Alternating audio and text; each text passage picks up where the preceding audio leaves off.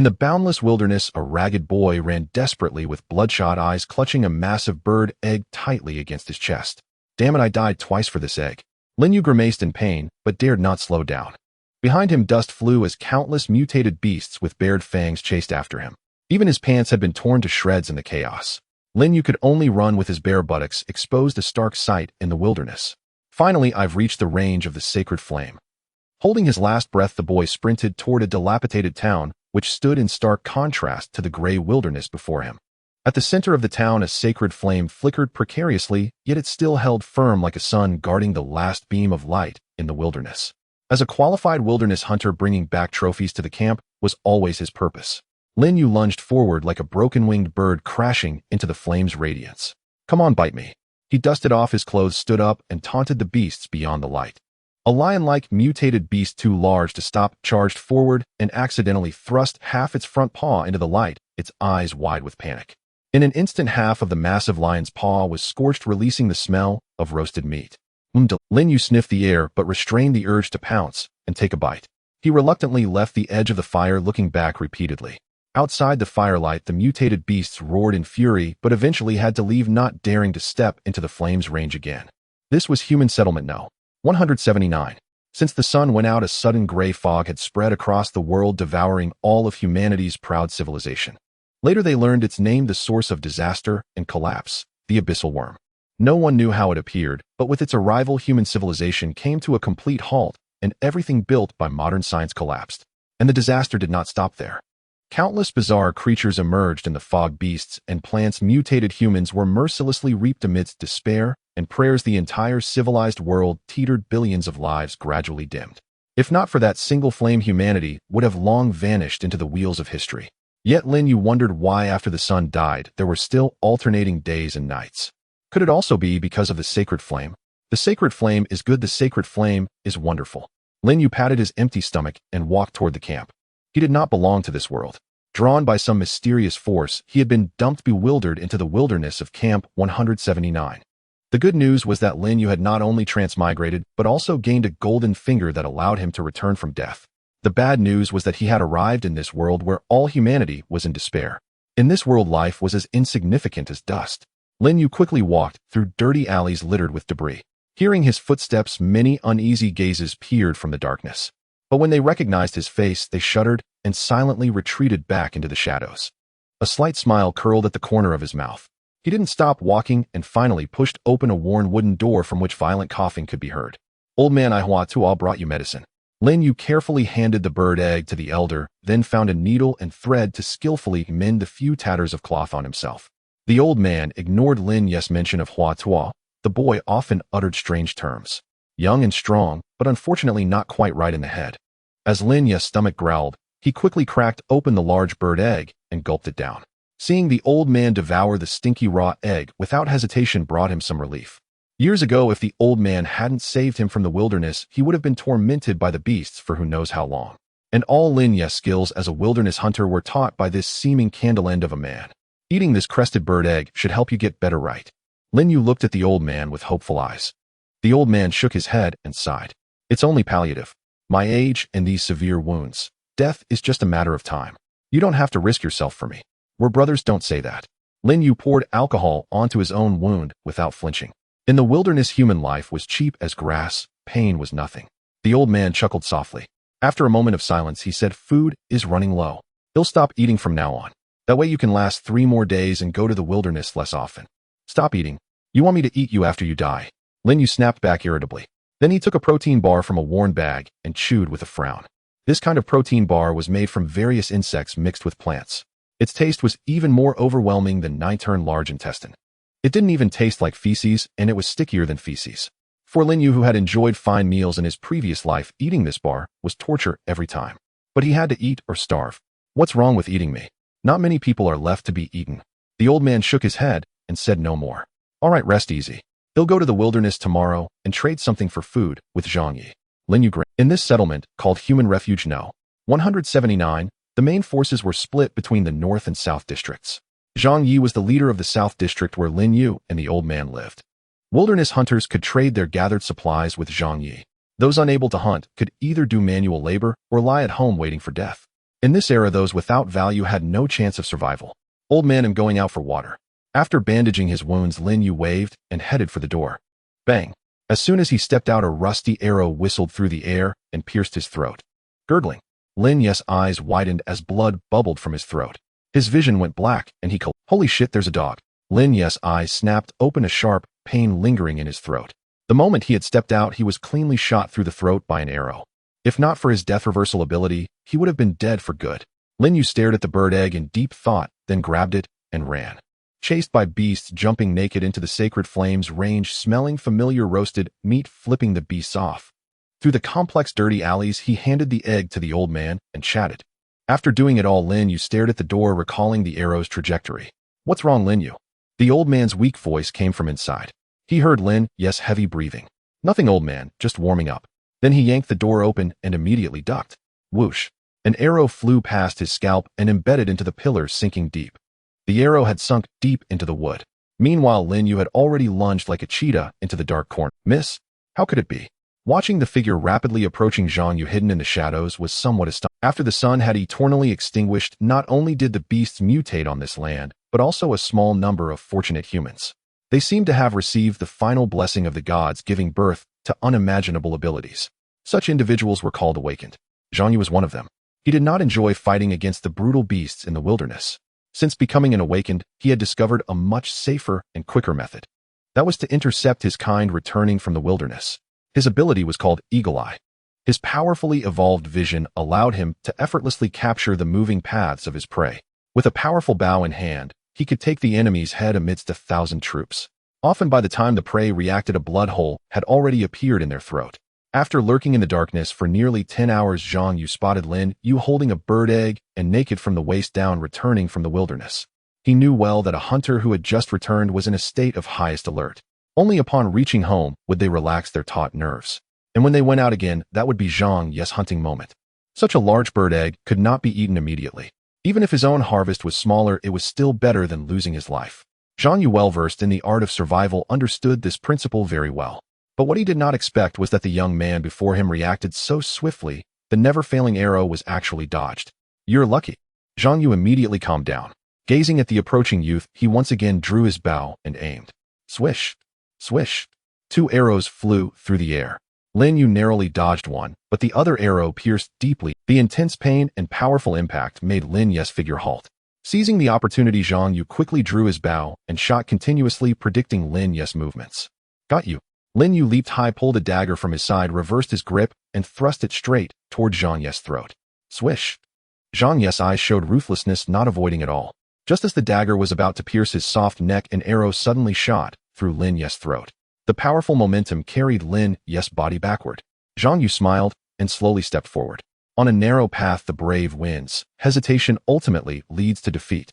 He had gambled and won again. Damn, it hurts so much. Lin Yu widened his eyes in terror. The tearing sensation in his throat made tears of pain stream down his face. He had already died twice under Zhang Yu's arrows. The death rewind could avoid true death, but it could not avoid the real pain. A cold glint flashed in Lin Yu's eyes. Furious, he picked up the bird egg and ran.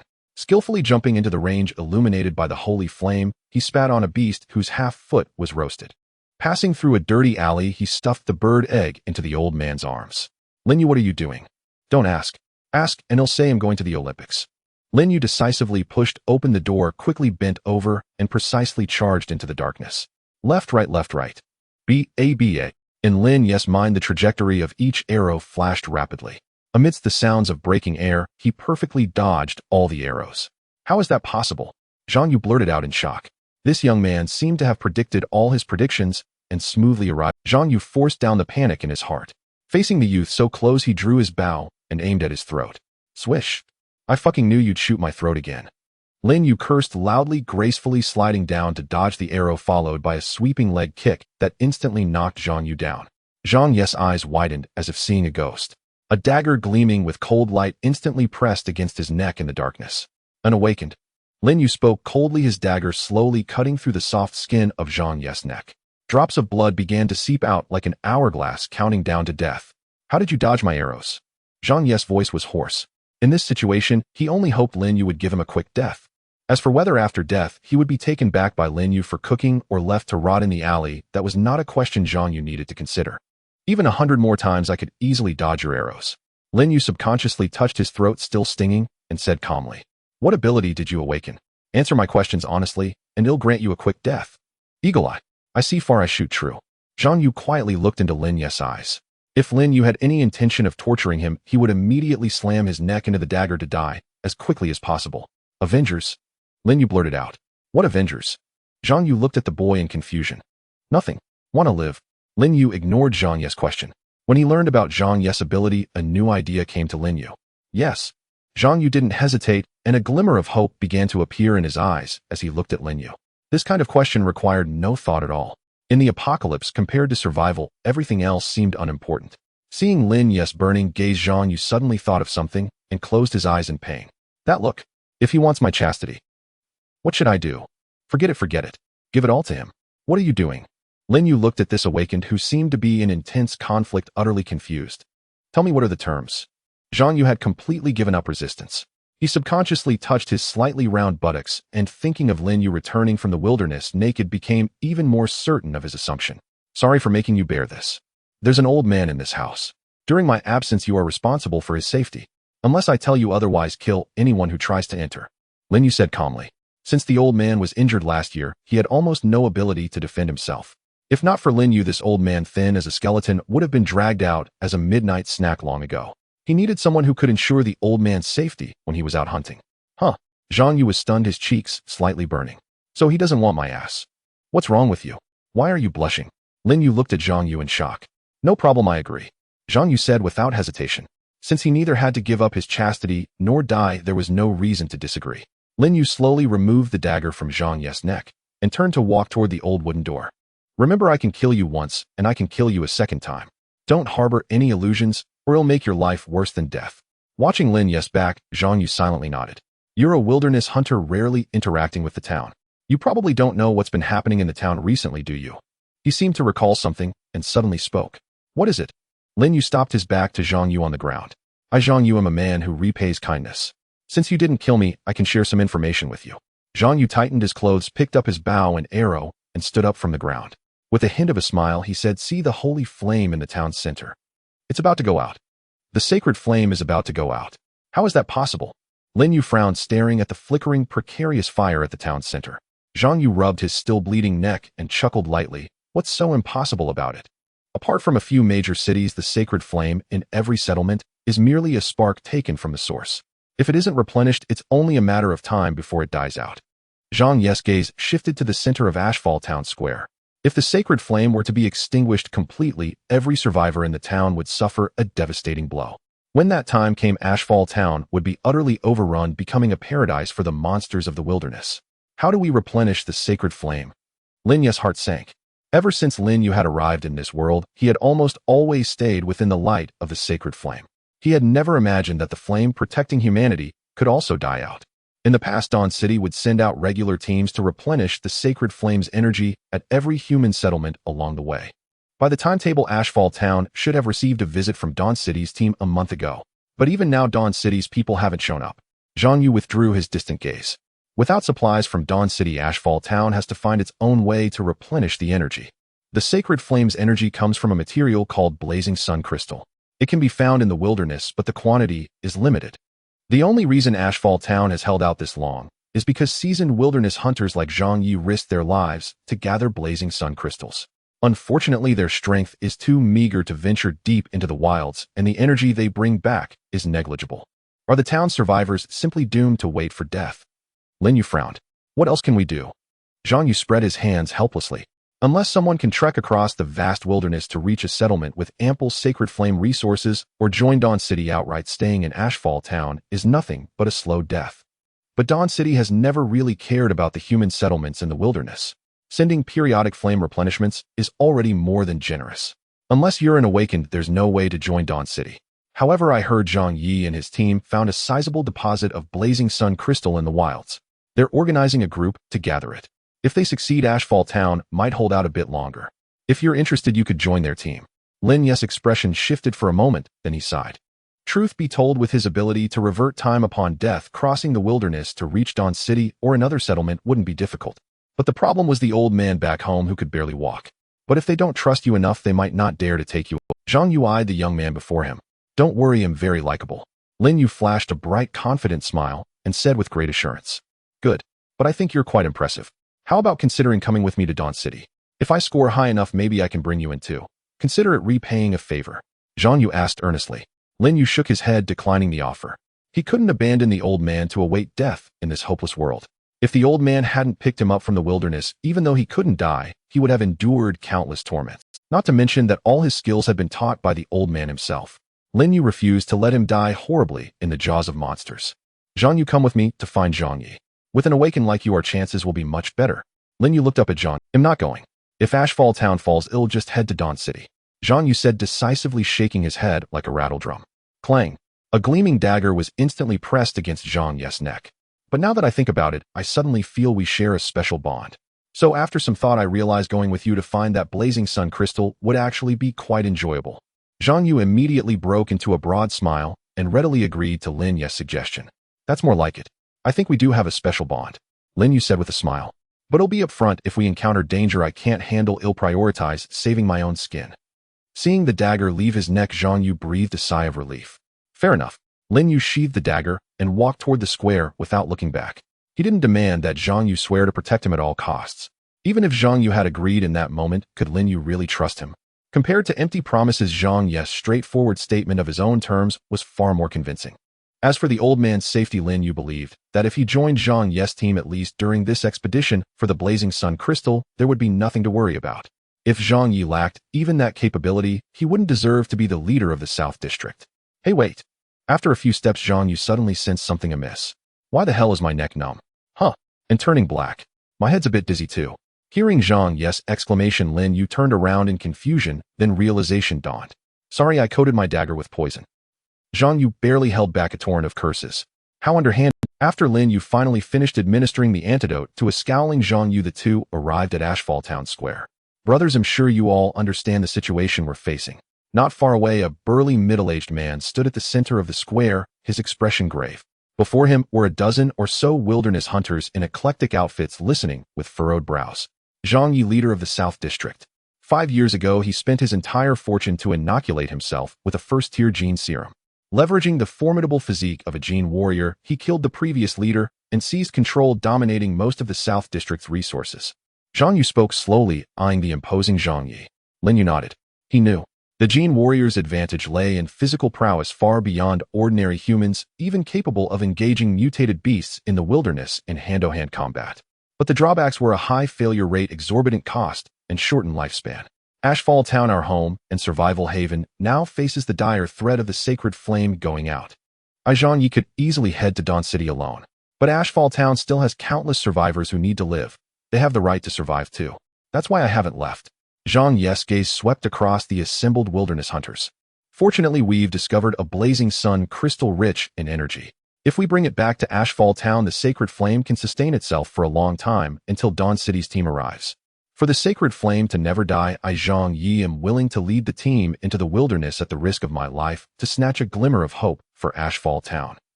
Zhang Yi was delivering a pre-battle pep talk with the fervor of a presidential candidate. The dozen or so wilderness hunters below wore varied expressions, their thoughts inscrutable. We've all survived in Ashtown as wilderness hunters for years. Does he really think we're fools? Lin Yu looked at Zhang Yu curiously. He rarely interacted with Zhang Yi on a daily basis. Aside from trading supplies with Zhang Yi after returning from the wilderness, Lin Yu had no real connection with the Southern District leader. He talks a good game. Abandon one person to go to Dawn City, seeking a chance for Ashtown's residents to survive. But isn't it just that Zhang Yi himself can't get into Dawn City? Zhang Yu sneered. Even after successfully receiving the gene serum, Zhang Yi still can't join Dawn City. Lin Yu asked, puzzled. A first-tier gene warrior means nothing to Dawn City. Their lifespans are short, and their combat power is limited. Unless their compatibility is exceptionally high, Dawn City won't waste resources on a gene warrior from the wilderness. What these main cities truly want are powerful awakened ones or gene warriors and mechanical augmentees with extremely high compatibility. Wang Ming, the Northern District leader, is a mechanical augmentee. His combat power likely surpasses Zhang Yi's. Zhang Yu patiently explained to Lin Yu, revealing a far deeper understanding of Dawn City than the naive Lin Yu possessed. Hearing this, Lin Yu finally understood. It wasn't because Zhang Yi was so noble, it was that if the sacred flame of Ashtown went out, Zhang Yi couldn't survive in the wilderness either. As for trekking to another settlement on foot, that was pure fantasy. The wilderness was not so easily traversed, not to mention the countless powerful mutated beasts along the way. I ask you, do you even know where the other settlements are? Zhang Yi dropped the pointless talk. This concerns how long we can survive in the wilderness. We have no choice. Just tell us where the blazing sun crystal is and what dangers await. A middle-aged man in a black cloth coat and straw hat spoke up. No one was foolish enough to be fired up by Zhang Yi's words and dream of becoming Ashtown's hero. In this era, they only needed to know the level of risk and whether it was worth it. It's on the mountain about 30 minutes north. 3 out of our 5-man team died there because a mutated crimson eagle guards the blazing sun crystal. Hearing the wilderness hunter's words, Zhang Yi's emotions suddenly calmed, as if the impassioned speaker from moments ago had nothing to do with him. A mutated crimson eagle. Then wouldn't we be walking to our deaths? Zhang Yi's words caused all the wilderness hunters' faces to darken. Aside from Zhang Yi, who was a gene warrior, everyone present was just an ordinary person with above-average physical fitness and combat skills, facing a mutated crimson eagle adept at speed who could guarantee their survival. The risk is too high. Once targeted by a crimson eagle, survival is nearly impossible. A wilderness hunter said grimly.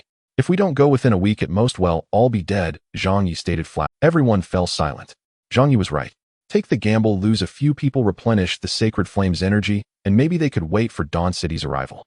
Refuse, and no one in Ashtown could guarantee survival after the sacred flame died out. This wasn't a choice at all.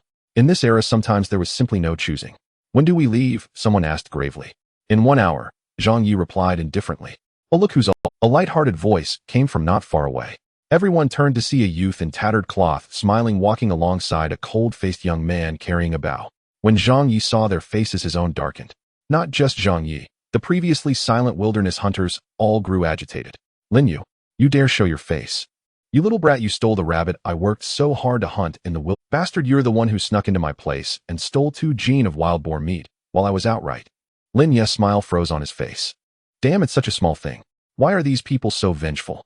Zhang Yu stared at the youth in shock. Good grief, how did I not see you as this kind of person? Didn't you say you got along well with everyone? Is this what getting along means? No. From the poison on the dagger, I can sort of tell. Zhang Yi glared at the approaching Lin Yu. This youth was not only infamous in the southern district, but also constantly muttered strange things. Things like, on the peak of immortality, above the world with me, Lin Yu, the heavens exist. Or I, Lin Yu, possess the bearing of an emperor. The southern district folks had long deemed the youth mentally unstable and simply tolerated him. All right, if you want to join, come ahead. But don't act on your own. If something happens, we won't save you. Zhang Yi sighed, accepting Lin Yu's participation. And this person beside you is? Eagle-Eye Zhang Yu. Zhang Yi's expression turned grim, veins bulging like coiled dragons on his muscles as he regarded Zhang Yu with the utmost vigilance. Because Zhang Yu was not only notorious in the southern district, but equally infamous as Lin Yu.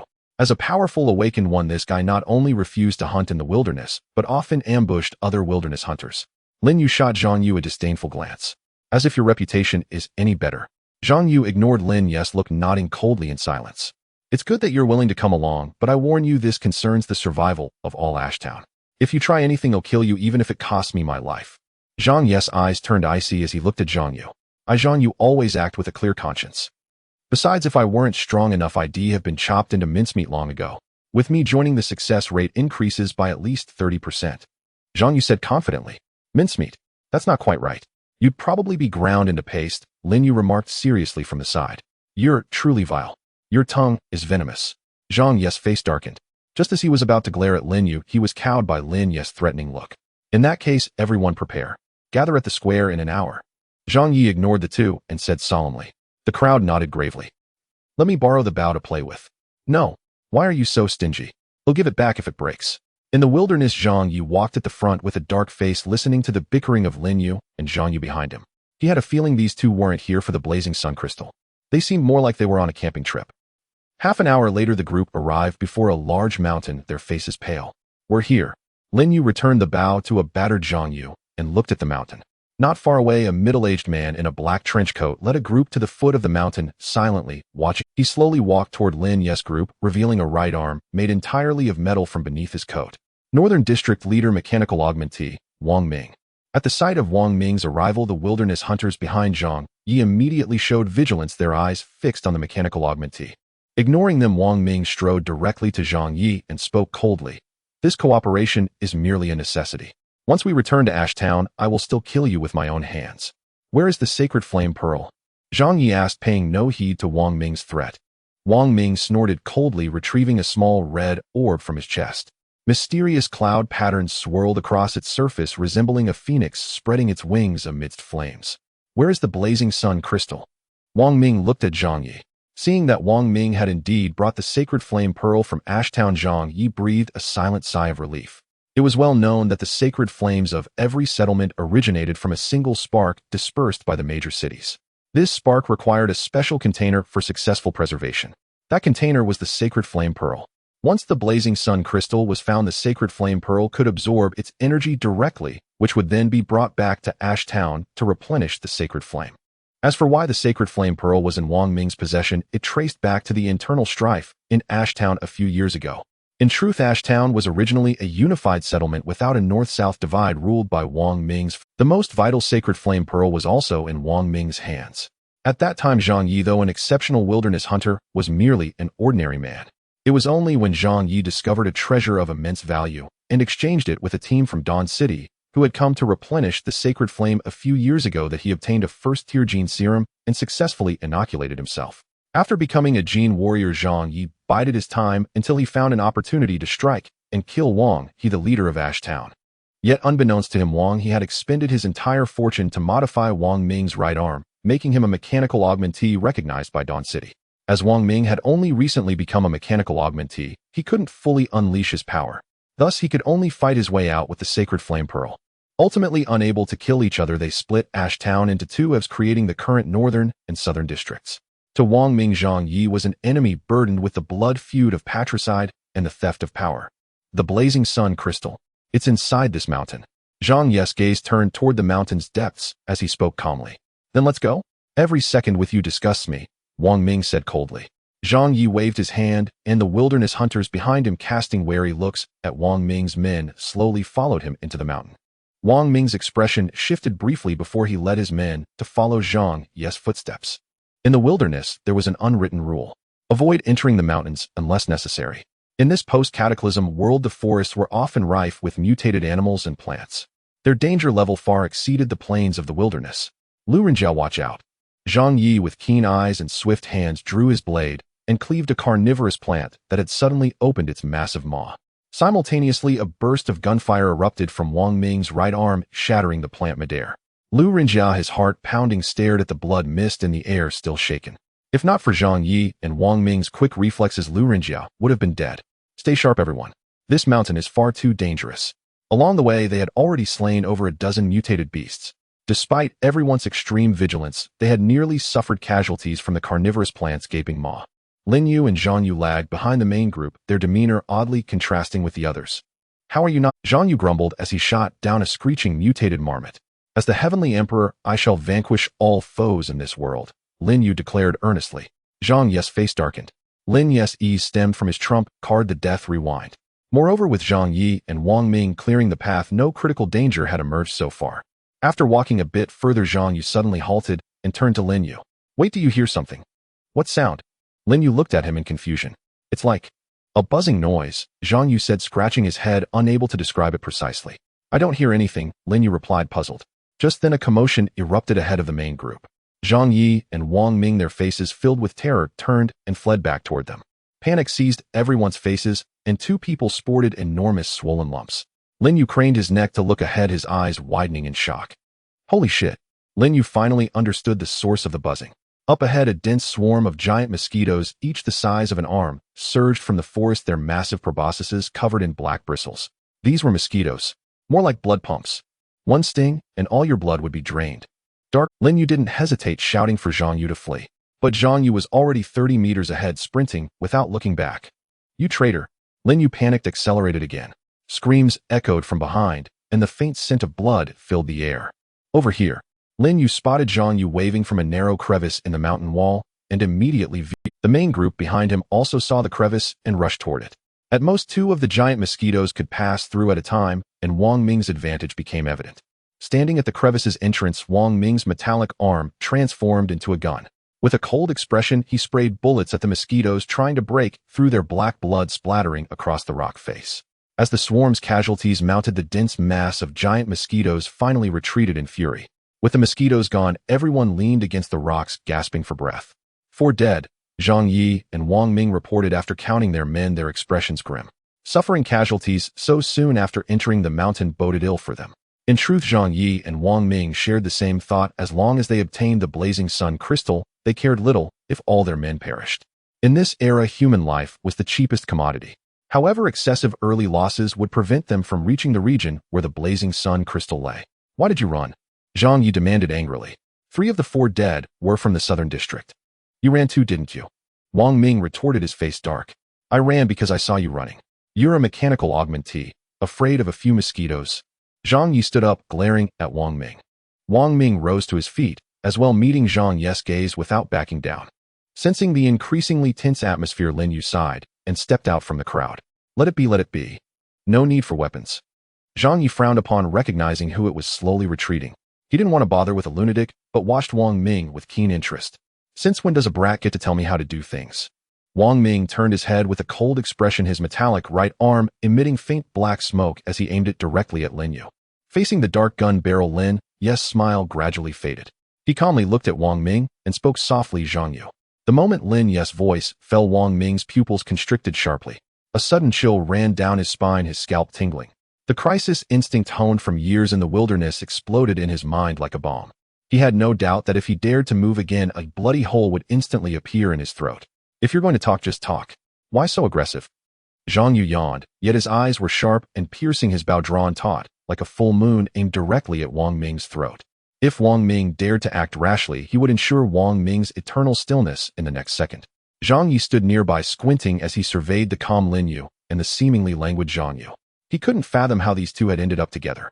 Was this what they called birds of a feather flocking together? The next moment, a smile returned to Lin Yu's face. Chief Wang, why be so impulsive? We're all here for Ash's town.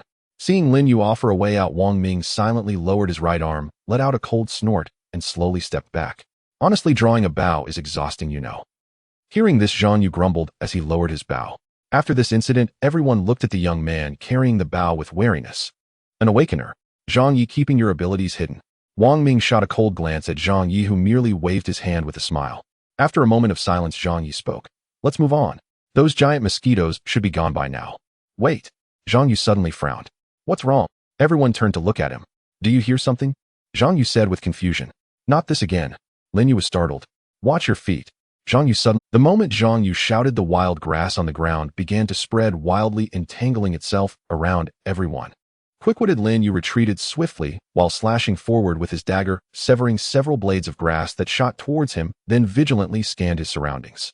But many more were already tightly bound by the suddenly spreading grass. The grass continued to constrict as it held them like a massive anaconda trying to strangle its human prey to death. Break for me. Zhang Yi's eyes turned bloodshot, his muscles suddenly bulging as he instantly snapped the grass binding him. Wang Ming reacted even faster. The moment the grass spread, his metal arm transformed into a flamethrower, spewing scorching flames that incinerated the approaching grass into ash. Lin Yu looked enviously at Wang Ming's metal arm, his eyes filled with longing. Mechanical modifications were really useful, but if it came down to it, Lin Yu wouldn't actually want to become a cyborg. He quite liked his own body. Bang!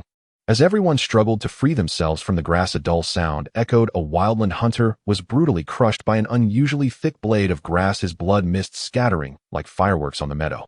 Everyone help out. Cut the grass and get out of here. Wang Ming growled, his metal right arm reshaping like liquid mercury into a sharp blade, helping the companions behind him cut through the grass. Lin Yu didn't hesitate either. Relying on his agile steps, he weaved through the grass, using his dagger to rescue the trapped wildland hunters. Zhang Yi, however, was different. His muscles bulging like a wild beast, he charged straight at the thickest blade of grass, the Grass King. His massive hands gripped the root of the Grass King tightly, and he let out a furious roar. The Grass King was visibly pulled halfway out of the soil by Zhang Yi's sheer strength. Seeing their progenitor in peril, the other blades of grass immediately abandoned their attacks on the others and shot towards Zhang Yi. Just as all the grass was about to engulf Zhang Yi, he still wrestling with the Grass King, roared, Wang Ming. Without a moment's hesitation, Wang Ming transformed the blade in his right hand back into a flamethrower, unleashing a torrent of intense flames towards the area in front of Zhang Yi. Faintly, everyone seemed to hear a shrill scream. It was impossible to tell if it came from the Grass King or Zhang Yi. When the flamethrower in Wang Ming's hand ceased, only a patch of ash and a single swaying gigantic blade of grass remained on the meadow. Wang Ming, you bastard. Were you trying to burn me alive? Zhang Yi's face was blackened, his body covered in ash, and he was howling in pain from the burns. Wang Ming snorted coldly, his metal arm reshaping into a blade and resting behind his back. How are you so quick to react? You always know when something's coming. Lin Yu asked Zhang Yu, puzzled. Zhang Yu was looking a bit disheveled himself. As an archer, all his skills were useless against this grass attack. He could only rely on his footwork to dodge the onslaught. Eagle Eye doesn't just enhance my vision. To be precise, it enhances all 5 of my senses. I can not only see farther and hear more clearly, but my perception of danger is also exceptionally strong. Zhang Yu brushed some grass debris off his clothes and spoke calmly. Awakeners have it good. Lin Yu looked at him with envy. Wasn't this just like that Peter Tingle from the movies in his past life? Of course, I Zhang Yu am destined to enter Dawn City and become the man of the king. Zhang Yu smiled disdainfully. Give you an inch and you take a mile, huh? Lin Yu looked at him speechless. But who is this king? King isn't one specific person. It's a title of respect for awakeners with immense power. Zhang Yi's gaze drifted into the distance towards Dawn City. So why do you want to become the king's man? You're not a gay, are you? Lin Yu looked at Zhang Yu in surprise, taking 2 steps back imperceptibly. You. Zhang Yi's face darkened, his chest heaving as his fists clenched. Don't argue with an idiot. Don't get angry. Don't get angry. No one will care if you hurt yourself. He took a deep breath and gave Lin Yu a faint smile. You're absolutely right. 3 more dead. Zhang Yi and Wang Ming exchanged glances, their expressions grim. When Zhang Yi entered the mountains, he had brought 15 people. With Lin Yu and Zhang Yu, that made 18. Wang Ming had brought 11. Combined with Zhang Yi's group, a total of 30 people from the north and south districts had come. They hadn't even ventured deep into the mountains yet, and they had already lost 7. Let's go. Zhang Yi took a deep breath and said wearily. Wang Ming nodded silently, standing together with Zhang Yi as they walked towards the distant forest. The journey continued in silence. After the battle between the giant mosquito and the wild grass, everyone's nerves were taut, their vigilance heightened. Wait. Not again. Lin Yu exclaimed, startled once more. Everyone instantly snapped back into a state of alert, their icy gazes sweeping the surroundings, wary of a sudden attack from any wild flora or fauna. My shoelace came loose. Zhang Yu smiled, sheepishly bending down to tie it. The others, barely restraining the urge to throttle him, continued forward with dark expressions. Those crappy shoes of yours even have laces. Lin Yu asked, speechless. Of course I dug these up from a cave in the wilderness. They're from a famous brand before the cataclysm. Zhang Yu said calmly. Lin Yu looked down. Sure enough, 3 stripes. Adios. Don't you guys think it's... After another moment, Zhang Yi, who was leading the way, spoke up. It is a bit quiet. Wang Ming frowned, scanning the... Since the fight with those mutant weeds ended, they hadn't encountered any danger. No beasts, not even... That's unusual. Zhang Yu, do you sense anything? I'm walking right with you guys, how would I know? Asked by Lin Yu, Zhang Yu replied blankly. Aren't you a hound awakener? Lin Yu looked at him suspiciously. Get lost, him an eagle eye. Zhang Yi's face darkened. Close enough. Both animals. Lin Yu muttered. Zhang Yu took a deep breath and said with a smile, you're absolutely right. We're not far from where I found the solar crystal last time. Watch out for that mutated red eagle. Eagles have incredible eyesight. It might have spotted us before we even saw it. Zhang Yi stopped in his tracks and said solemnly.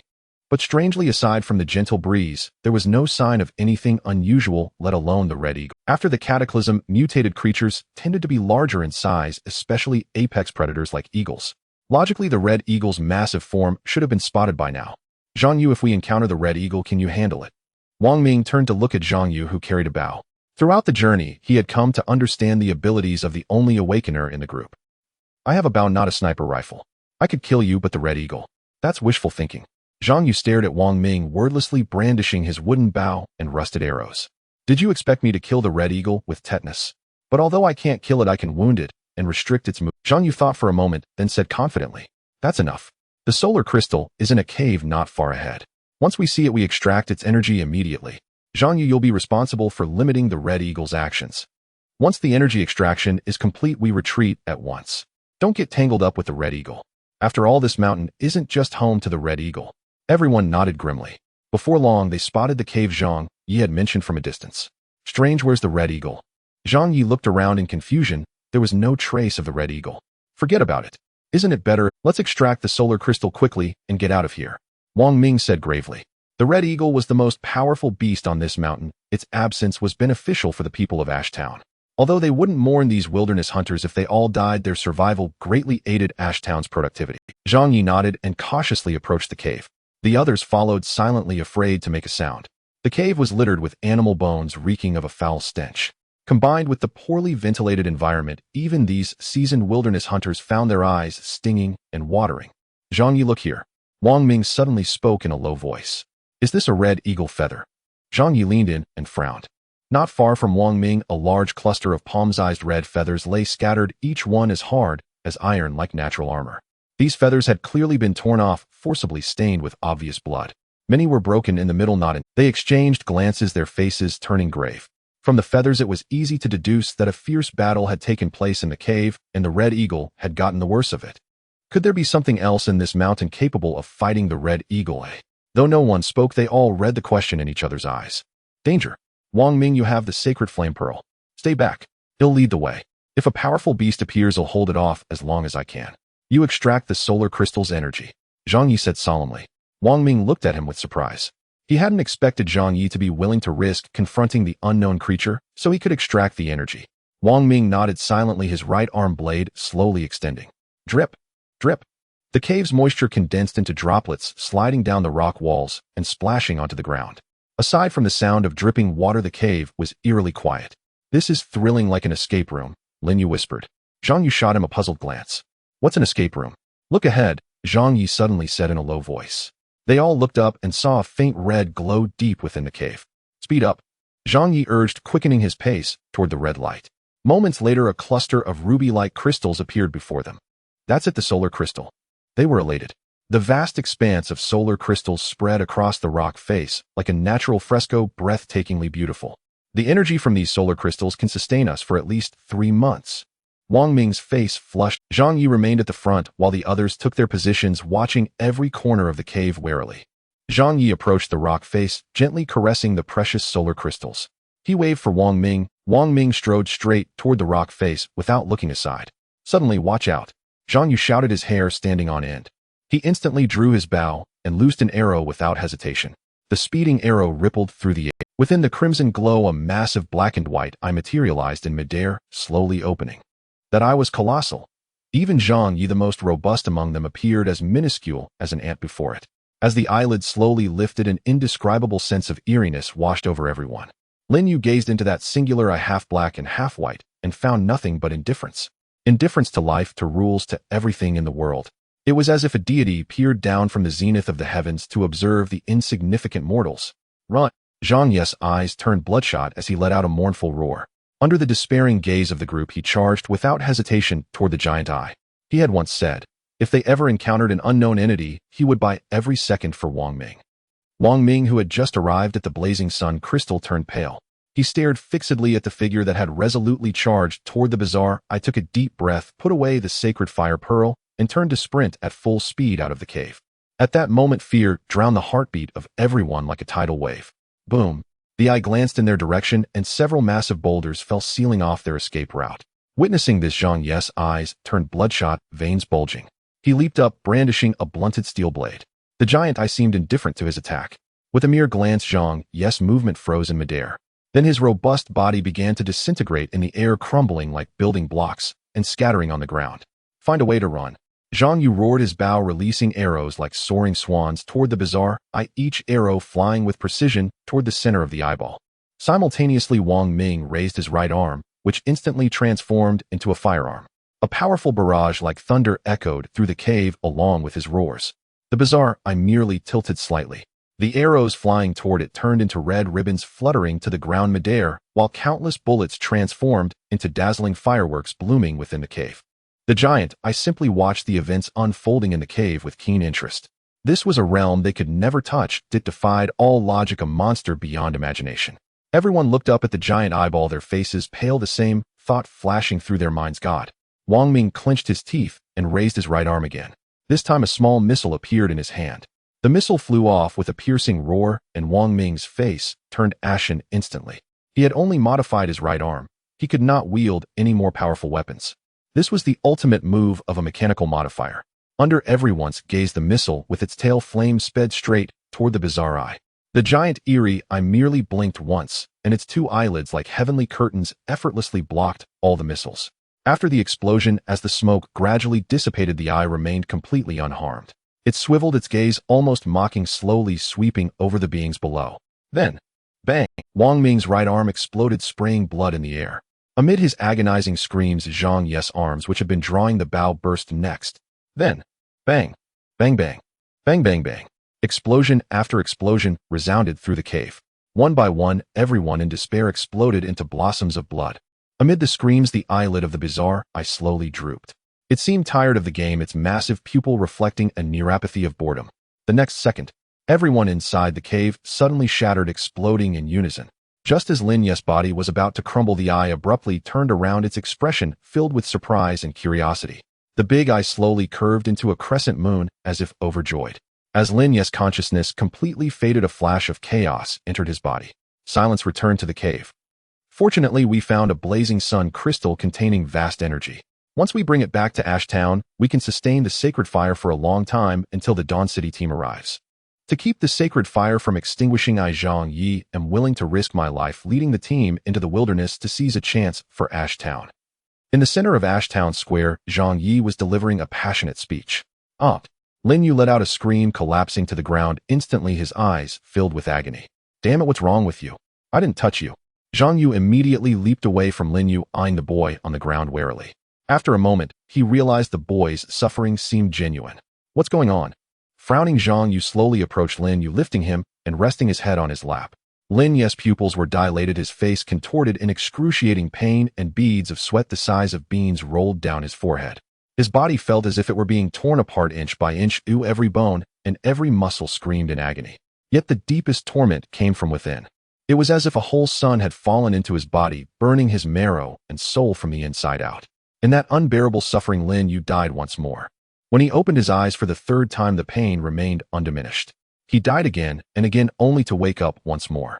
Lin Yu had long lost count of how many times he had reloaded his consciousness, nearly sinking into the abyss of chaos. Hey, Lin Yu. Lin Yu, wake up. Amid the haze, Lin Yu heard calls. He forced his eyes open to find himself half embraced by Zhang Yu, surrounded by a crowd. What's up with this kid, eh? Zhang Ye's somewhat deep voice came through, followed by a cacophony of discussions. Did he eat the wild boar meat I left at home? To prevent Lin Yu from stealing it, I laced it with laxatives. How could that be? A little laxative wouldn't cause— True. So what's wrong with him? Is it some kind of illness? I remember Lin Yu's always had a problem with his— Right. I remember Lin Yu's mind is messed up. Lin Yu's consciousness slowly emerged from chaos, but he had no time to heed the surrounding noise. The pain continued to tear at every fiber of his being. At the same time, he sensed something strange inside him. In the depths of his hazy perception, a giant eye, half black and half white, slowly opened within his mind. Lin Yu shuddered violently. It was the eye from the cave. It had traversed countless death reloads and taken root inside him.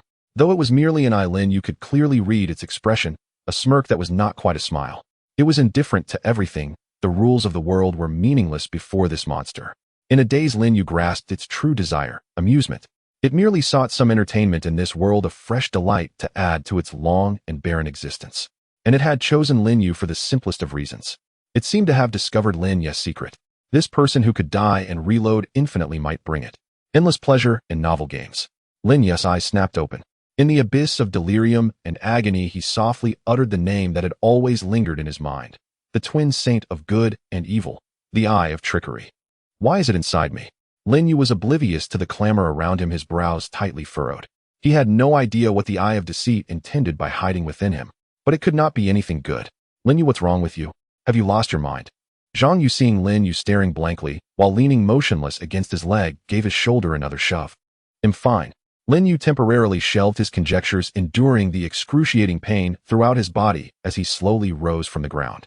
The aftereffects of this death were too severe. First, the brutal torment by the eye of deceit in the cave, followed by the repeated agony of death after it invaded his body. This rewind was exceptionally long and torturous for Lin Yu. He lifted his head weakly, his gaze immediately locking onto the robust figure of Zhang Yi among the crowd, a complex look in his eyes. Lin Yu had never imagined that in such an era someone would still resolutely face death for another's livelihood. This outwardly rough and fierce man at the most critical moment had charged without hesitation at that monster, though the disparity in their strength was as vast as the distance between heaven and earth. So what? Lin Yu brushed the dust from his clothes, suddenly recalling something. Since that monster was inside him, wouldn't it be much easier for everyone to obtain the blazing sun crystal? At this thought, Lin Yu's eyes lit up, and he spoke directly. Come on, everyone, pack up. We can go find the blazing sun crystal now. Huh? Zhang Yu was stunned by Lin Yu's words. Once he recovered, he laughed scornfully. No, wait. Did we say we'd take you along? Don't worry, taking me won't let you down. But stop talking for now. I still find you quite presentable. All right. Bring that dark-faced guy with the bow too. Lin Yu glanced at Zhang Yi and Zhang Yu speaking leisurely. Both Zhang Yi and Zhang Yi's faces darkened simultaneously. In truth, within Ashtown, Lin Yu was also among the most powerful wilderness hunters. This youth possessed wilderness survival experience and combat skills that were utterly disproportionate to his age. If asked who in Ashtown could defeat Lin Yu in unknown combat, perhaps several could. After all, the youth's physique wasn't robust, and neither his strength nor agility were top tier. But if it came to who could survive longer in the wilderness or bring back richer spoils, even Zhang Yi, a Jin warrior, might not be able to match him. No one knew how Lin Yu did it, but it was one of the reasons no one in town lightly provoked him. Zhang Yi pondered for a moment, then spoke. I can take you two along, but your reputation in Ashtown is truly terrible. So I'll lay my cards on the table first. All right, I know. If we dare lay a hand on anyone in the group, you Zhang Yi will kill us, even if it costs you your life, right? Lin Yu waved his hand impatiently. Stop the nonsense. Go, let's move. Huh? How did he know what I was going to say? Zhang Yi stood frozen, then scratched his head after a moment of thought, and ultimately followed Lin Yu's lead. Let me borrow the bow to play with. No. Lin Yu looked at the battered Zhang Yu, toyed with his bow in hand, and walked contentedly into the wilderness. Wait, did I ever say where the blazing sun crystal is? Behind him, Zhang Yi and a group of wilderness hunters followed closely, utterly bewildered. After thinking long and hard, Zhang Yi finally asked in confusion. The crowd shook their heads like rattles. Then how does he know? Zhang Yi's large head was filled with even larger question marks, utterly perplexed. Oh, by the way, that guy Wang Ming, when will he arrive? Don't let us get there before he does. The sacred flame pearl is still with him. Before Zhang Yi could speak, Lin Yu suddenly turned around and said, Oh, he should be here soon. Wait, how do you know Wang Ming is coming? Zhang Yi was shocked. Don't tell me you've awakened a prophecy-type ability. The group of wilderness hunters felt a jolt and immediately turned their heads to look at Lin Yu. Without looking back, Lin Yu tried hard to recall the route from last time, constantly avoiding beast-gathering spots, leading the group unscathed to the foot of the small hill. Not only did they encounter no danger, but the journey was so uneventful that everyone grew drowsy from boredom. I feel like it wasn't as dangerous as you said. A wilderness hunter looked at Zhang Yi doubtfully. Weren't there supposed to be more dangers the closer they got to that mountain? Why did it feel like a picnic? Why hadn't they encountered a single beast? Zhang Yi felt as uncomfortable as if he had eaten a pile of shit mixed with honey. Why honey? Because at least everyone reached the destination easily and had a fairly pleasant trip. As for why he felt uncomfortable, who wouldn't feel awful after eating shit? Zhang Yi recalled the last time he led a team to this small hill, enduring dozens of battles along the way, fleeing in panic several times and nearly dying in the wilderness. This time they were fully prepared and cautious every step of the way, yet the entire journey was calm. Zhang Yi didn't know if his own luck was terrible or Lin Yu's was too good. Could he really have awakened a prophecy-type ability? Zhang Yi stared suspiciously at Lin Yu's back, only to see Lin Yu looking ahead expectantly, as if waiting for something. Not far away, a young man in a black trench coat arrived at the foot of the mountain with his own group, silently gazing at Zhang Yi. He walked slowly towards Lin Yu's team, revealing a right arm made entirely of metal from under his coat. This cooperation is nothing but a necessity. Once we return to Ashtown, I will still kill you with my own hands. Wang Ming walked slowly towards Zhang Yi, speaking coldly. You're so slow. Why are you only here now? Before Zhang Yi could speak, Lin Yu frowned and walked directly up to Wang Ming. Can you tell me where you hid that little rocket launcher? Mechanical augmentation is just too awesome. TSK tisk, let me feel your arm. Wang Ming looked at Lin Yu in astonishment as the latter's eyes lit up while groping his metallic arm. How do you know I have a rocket launcher? Wang Ming suddenly snapped back to reality, staring at Lin Yu in shock. This thing was his trump card, meant to be used for a sneak attack, and he only had one shot. And you just blurted it out like that. Seeing Wang Ming's reaction, Zhang Yi was even more stunned.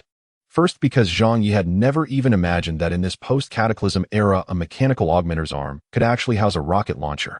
Given Wang Ming's reaction, it had to be true. If Wang Ming suddenly unleashed that, it wouldn't matter if he was a Jin warrior.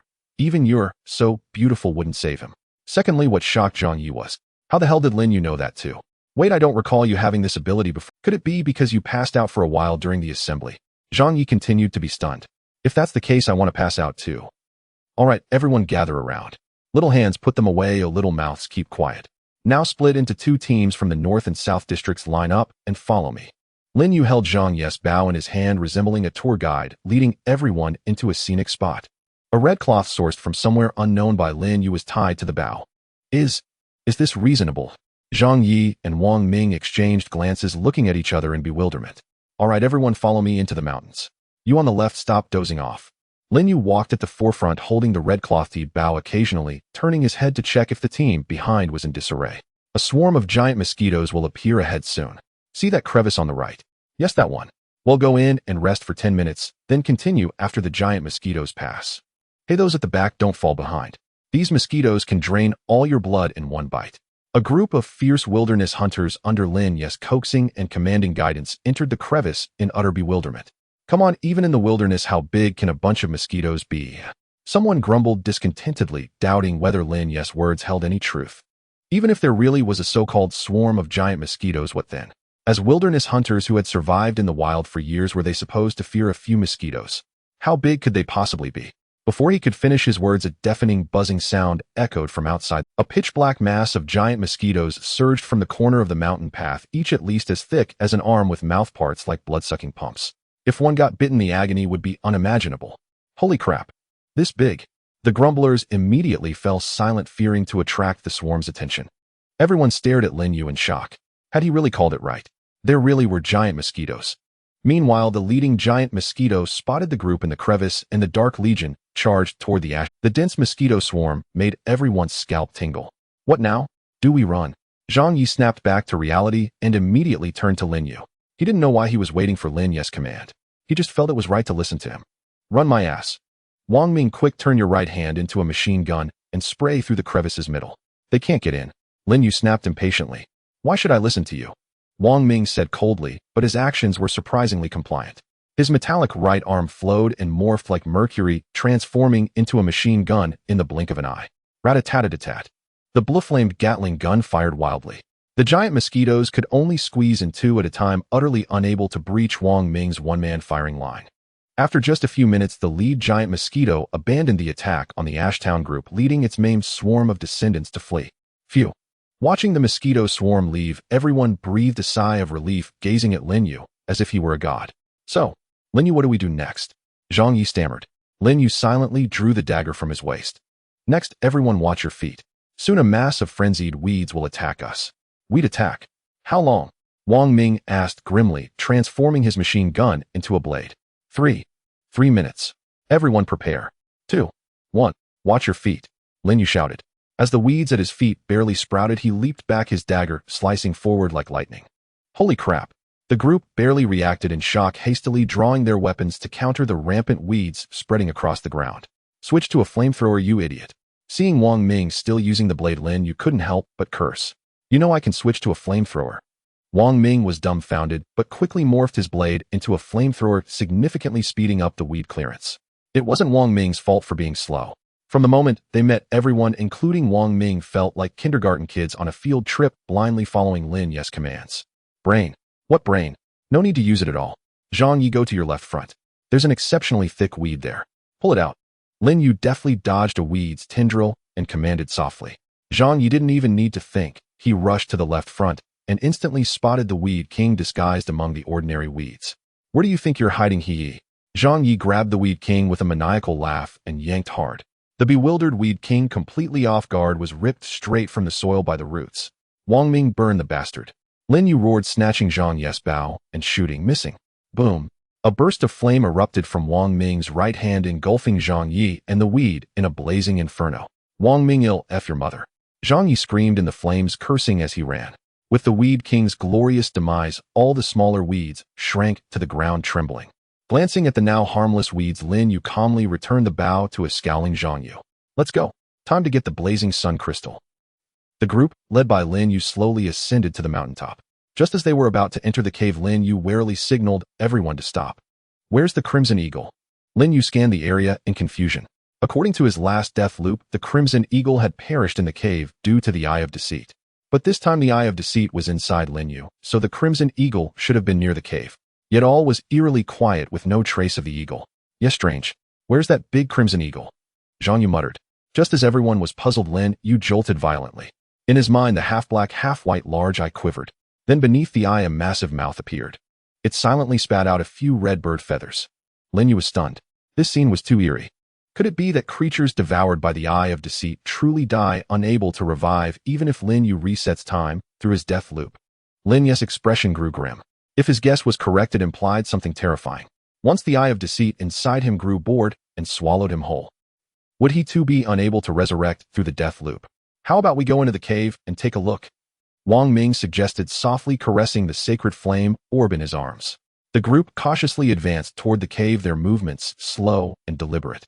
Within, an eerie silence reigned, devoid of any trace that the Crimson Eagle had ever dwelled there. Only the scattered bones of beasts bore witness to the Crimson Eagle's past glories. It stinks, Wang Ming muttered, his brow furrowed as he pinched his nose. The stench of decaying animal carcasses mingled with the cave's peculiar odors was more nauseating than a rural latrine left uncleaned for half a year. Lin Yu stood puzzled amidst the group moving forward. Nothing, absolutely nothing. It was exactly as he had guessed, even more exaggerated. Almost every trace of the Crimson Eagle's existence in this world had been erased. Not a single crimson feather was in sight, let alone a speck of bird droppings. How strange. Is it really this safe? Zhang Yi scratched his head in confusion. In his imagination, the journey should have been fraught with countless dangers, where he would lead the charge, slay every fiend, and bask in his moment of glory. Under his leadership, they would have arduously found the blazing sun crystal and finally relit the new flame in Ashtown. But now, the journey had indeed encountered few perils. The only real danger was when he nearly got roasted by Wang Ming. At that thought, he turned and cast a strange glance at Lin Yu. Murky water seeped from the rock walls, splashing onto the ground in rippling circles. Not far away, a faint red glow emerged, as mesmerizing as the twilight haze. Blazing sun crystal. Zhang Ye's voice trembled with excitement. Before them lay an expanse of crystals, each radiating a warm red light, shimmering like a dazzling cluster of stars. Without hesitation, Wang Ming strode to the crystals and drew the sacred flame pearl from his bosom. Its patterns flowed softly, as if a noble phoenix were unfurling its wings and circling within. Everyone held their breath, watching the pearl, a glimmer of dawn for their survival in the wilderness. Streams of red energy like bloodlines slowly infused the sacred flame pearl. Can we survive? A wilderness hunter murmured. Wang Ming's hand trembled as he held the pearl. With the last red light absorbed, he quickly tucked it back into his robe. Let's go. As all gazed expectantly at the blazing sun crystal, Lin Yu was wholly engrossed in communicating with the eye of trickery within him. It was not of his own volition, the entity's message had surfaced in his mind. You say you have no interest in us insignificant beings staying in this world only to seek different forms of amusement. You can grant me great power as long as I follow your demands and keep providing you with entertainment. Lin Yu gazed at the eye, radiating holy light within his consciousness, murmuring to himself, yet doubt lingered in his heart. The eye of trickery was half white and half black, yet it was shrouded in a single-colored halo. At this moment it glowed with a pure white radiance like angelic wings. I can grant you many things you've never seen, weapons, artifacts. None will disappoint you. But all of it hinges on you providing sufficient amusement. If you agree, we can begin. These messages had no words or sounds appearing in Lin Yu's mind, as if from nowhere. What if you set an impossible demand, or even asked me to kill myself? Lin Yu responded in a low voice. In this brief contact, Lin Yu gained a new understanding of the eye of trickery. It was a chaotic, twisted entity utterly indifferent to rules. It seemed as if two souls dwelled within this creature, corresponding to the black and white lights. Lin Yu vaguely sensed that the white side might not pose overly dangerous demands, but the black side was fraught with unpredictable uncertainty. After a moment's thought, he pressed on. If that's the case, how can I ensure my safety? The eye in his mind quivered slightly, as if rippling with silent mockery. Do you have a choice? Lin Yu froze, his hair standing on end. Indeed, he had no choice. This was no ordinary person in a civilized society, nor a so-called partner. It was merely a monster parasitizing him for amusement. Even a deity-like existence. Lin Yu was silent for a moment before speaking. State your first demand. The eye of trickery seemed highly pleased with Lin Yu's response, its white light blazing brighter. Let me think. I have roamed countless worlds, and some wondrous beings once intrigued me greatly. Imitating them might yield even greater amusement. How did they put it? Oh, I recall. Mission issued. Earn 100 sincere thanks in the shortest time possible. Huh. Lin Yu was stunned. He had seen this plot before. Wasn't this exactly from Elbow's King's Mercy? Had the eye of trickery read it too? He had expected the eye of trickery to demand hunting beasts in the wilderness, or even killing other hunters. Or perhaps some thrilling risky stunt. But Lin Yu never imagined the eye of trickery would ask him to earn 100 sincere thanks. Lin Yu cast a strange look at the big eye in his mind. Let's hurry back. This is the wilderness. Delays could bring trouble, Zhang Yi said gravely. Though Lin Yu's uncanny foresight had kept them safe on the journey, that didn't mean the wilderness was safe. Only by returning to Ash Town under the protection of the sacred flame could they truly let down their guard. With that thought, they immediately set off out of the cave. Wait, Lin Yu suddenly said. The people of Ash Town looked at him in confusion. Aren't you going to thank me? Lin Yu's scalp tightened as he clasped his hands behind his back, rubbing them awkwardly. He fidgeted like a young girl in her first romance. Huh. Everyone stared at Lin Yu bewildered. Zhang Yu was the first to react. For this slightly odd young man, nothing he did surprised him anymore. Just go along with it. Lin Yu, thank you, Zhang Yu said earnestly. Was that one thanks? Lin Yu glanced at the eye of trickery in his mind, but saw no reaction. Zhang Yi quickly caught on. He stepped forward with a smile and patted the young man's shoulder. Without Lin Yu, he might have suffered heavy casualties this time. Whether it was the giant mosquitoes or the strange grass, it was Lin Yu's warnings that helped us avoid disaster. So his request is not unreasonable. Zhang Yi looked seriously into Lin Yu's eyes and said softly, thank you. The moment Zhang Yi quietly uttered his thanks, a ripple stirred within Lin Yu's mind. Received 1 coin of gratitude. Mission progress 1100. A shimmering golden coin flashed through his consciousness, its face engraved with a thumbs up, flanked by 4 flamboyant characters. Thumbs up for you. Huh. Lin Yu stared in astonishment, then a sudden realization struck him.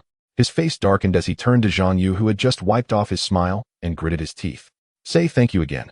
Zhang Yu was taken aback, but quickly plastered on a professional smile. Thanks. Lin Yu waited, yet no new coin of gratitude appeared in his mind. What a scoundrel. That Zhang Yu. His lips spoke thanks, but his heart was probably cursing. Only heartfelt gratitude like Zhang Yes could earn Lin Yu a coin. Just you wait, Lin Yu snarled at Zhang Yu. Zhang Yu was bewildered. What's going on? Could he even hear me cursing him as a lunatic in my head? No way. Shaking off Zhang Yu, Lin Yu's gaze swept over the others present. A total of 30 had come from the north and south districts. Apart from Lin Yu, Zhang Yu, and Zhang Yi, who had already given his coin, 27 remained. Their attire, expressions, and thoughts were all varied. Some had wandering eyes, scheming silently. Some still wore the relief of surviving a catastrophe. Others had a glimmer of hope for the future. A few frowned, already worrying about survival once the blazing sun crystal's energy ran out. Lin Yu's gaze slowly swept across the faces of the wildland hunters. He suddenly recalled that whether in his past life or this wilderness, he had always been most wary of those with fake smiles and hidden intentions. This process of collecting coins of gratitude might just reveal the true faces of many. The myriad facets of humanity lay before him. Zhang Yi is right. No matter how Lin Yu did it, we owe him this time. Lu Rinjiao pondered for a moment, then looked into Lin Yu's eyes and said, thank you. Thank you. Thanks, brother Lin Yu. Lin Yu, let the stolen meat slide. Thanks. Even though you're crazy, I'll try to tolerate you from now on. Thanks. Thank you. A chorus of thanks echoed in the cave.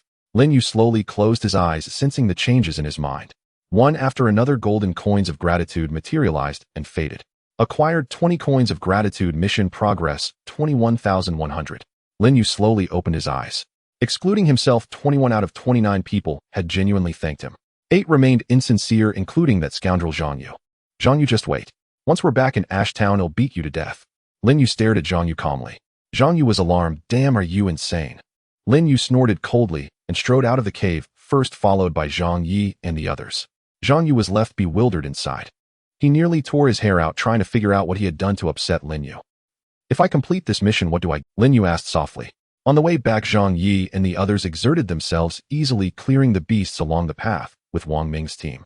You won't be disappointed. The eye of trickery swayed slightly in response. I need to know what it is to stay motivated, Lin Yu muttered inwardly. Otherwise, just saying you'll give me something. How do I know what it is? It's like my past life working at a company where the boss said work hard, and when targets are met, everyone gets a raise and promotion. Then all the employees worked like mad day and night. In the end, the boss drove a Mercedes and the employees ended up in the hospital. No empty promises. The eye of trickery seemed to find Lin Yu's reasoning sound and fell into thought. For it, giving Lin Yu a small treat was trivial. But if Lin Yu lost his drive to create amusement, that would be the truly unbearable boredom. After a moment's deliberation, the eye seemed to make a decision. The black and white giant eye slowly closed, its radiance shifting like the aurora. Soon the eyelids reopened. Lin Yu suddenly felt something in his hand. He was startled, but quickly stuffed it into his pocket before anyone noticed. This texture feels like a wrapper. Lin Yu pretended to glance around casually. Everyone was moving swiftly, alert for any emergencies. Seeing no one watching, he took a chance to peek into his pocket. Let me see. Holy shit. Lin Yu's eyes widened, nearly yelping. In his pocket was a black and white wrapper with 2 elegant characters, Dove. What the hell? Does this even make sense? Lin Yu was both shocked and overjoyed. In this era, having a piece of chocolate was like finding an island after drifting at sea for a week. An island with steaming wine, delicious food, and a crowd of beautiful women with long legs. But the shock, what the hell? Does this even make sense?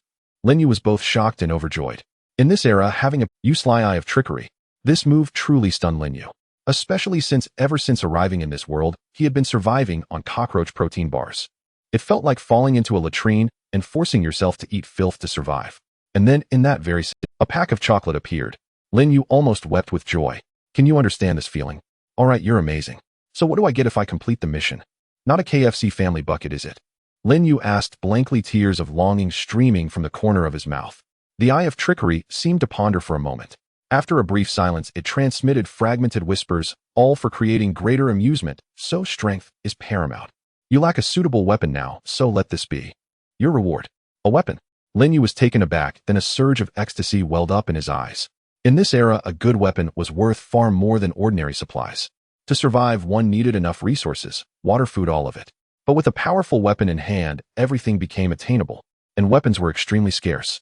Look at Zhang Yu, leader of Ashtown South District, still using a blunted steel blade. And Zhang Yu, the high and mighty, awakened, only had a crudely made wooden bow.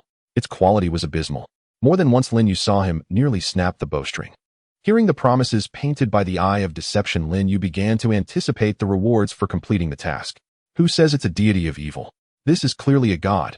If conditions allowed, Lin Yu would likely erect a monument for the eye of deception, burning incense and offering sacrifices daily. Who could understand his feelings? A Doraemon-like presence dwells in my mind. Watching the wild hunters vigilantly clearing beasts around him, Lin Yu seemed to see countless gleaming golden coins. He must find a way to earn enough gratitude coins from them as soon as possible. Everyone pick up the pace, it's getting, Wang Ming said in a deep voice. On the wildlands, once night fell, danger lurked everywhere. The wildlands by day and by night were two entirely different worlds. Something's off, Zhang Yi suddenly remarked. Don't you all feel there are far more beasts around than usual? The group was taken aback. Now that you mention it, it does seem that way. We're already close to Ashtown. Normally there aren't this many beasts. Lu Renyi pondered, his face growing solemn. Beside him, his brother Lu Renjian nodded in agreement. This was indeed unusual. When the anomaly dawned on everyone, Lin Yu ceased his communication with the eye of deception. He hadn't been heavily involved in the fighting along the way. For Lin Yu, the priority was understanding the role the eye of deception played in his mind. So Lin Yu hadn't paid much attention before. Now, following the others' discussion, he too sensed the strangeness. Since Ashtown was under the protection of the sacred flame, nearby beasts knew they couldn't find ample prey in this area and risked being hunted by these bipedal creatures. Thus, the number of beasts around Ashtown had always been low.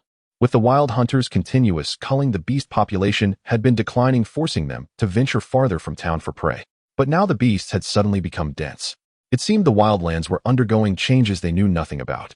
Speed up, let's head back to town, Zhang Yi said quietly. If one were to find a parallel for the post-cataclysm wildlands, the Amazon rainforest might serve as the best analogy. The difference, however, was that a thin gray mist perpetually hung over the wildlands. It didn't obscure vision much, but left an unsettling feeling.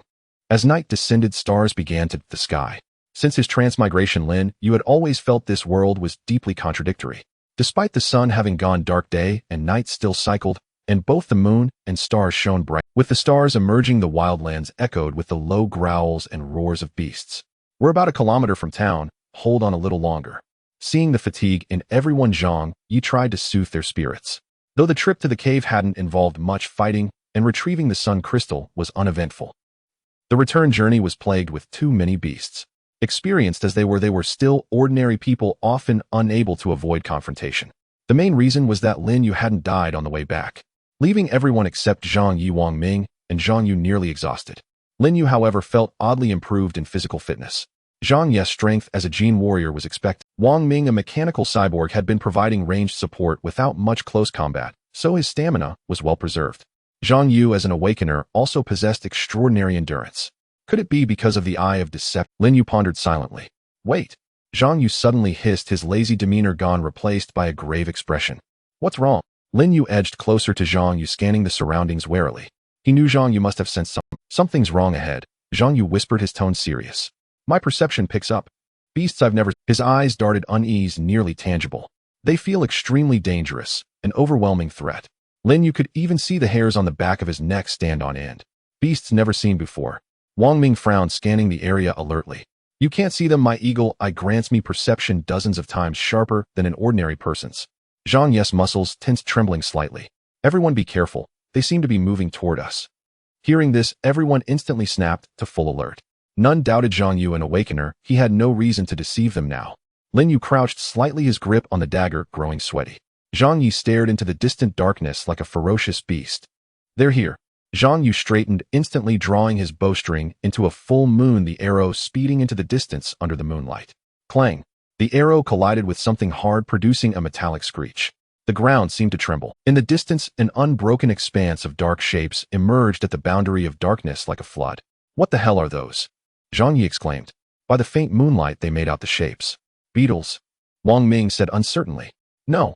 Lin Yu's voice trembled as the dark mass moved swiftly under their gaze. Run, run. The moment he recognized them, Lin Yu screamed frantically.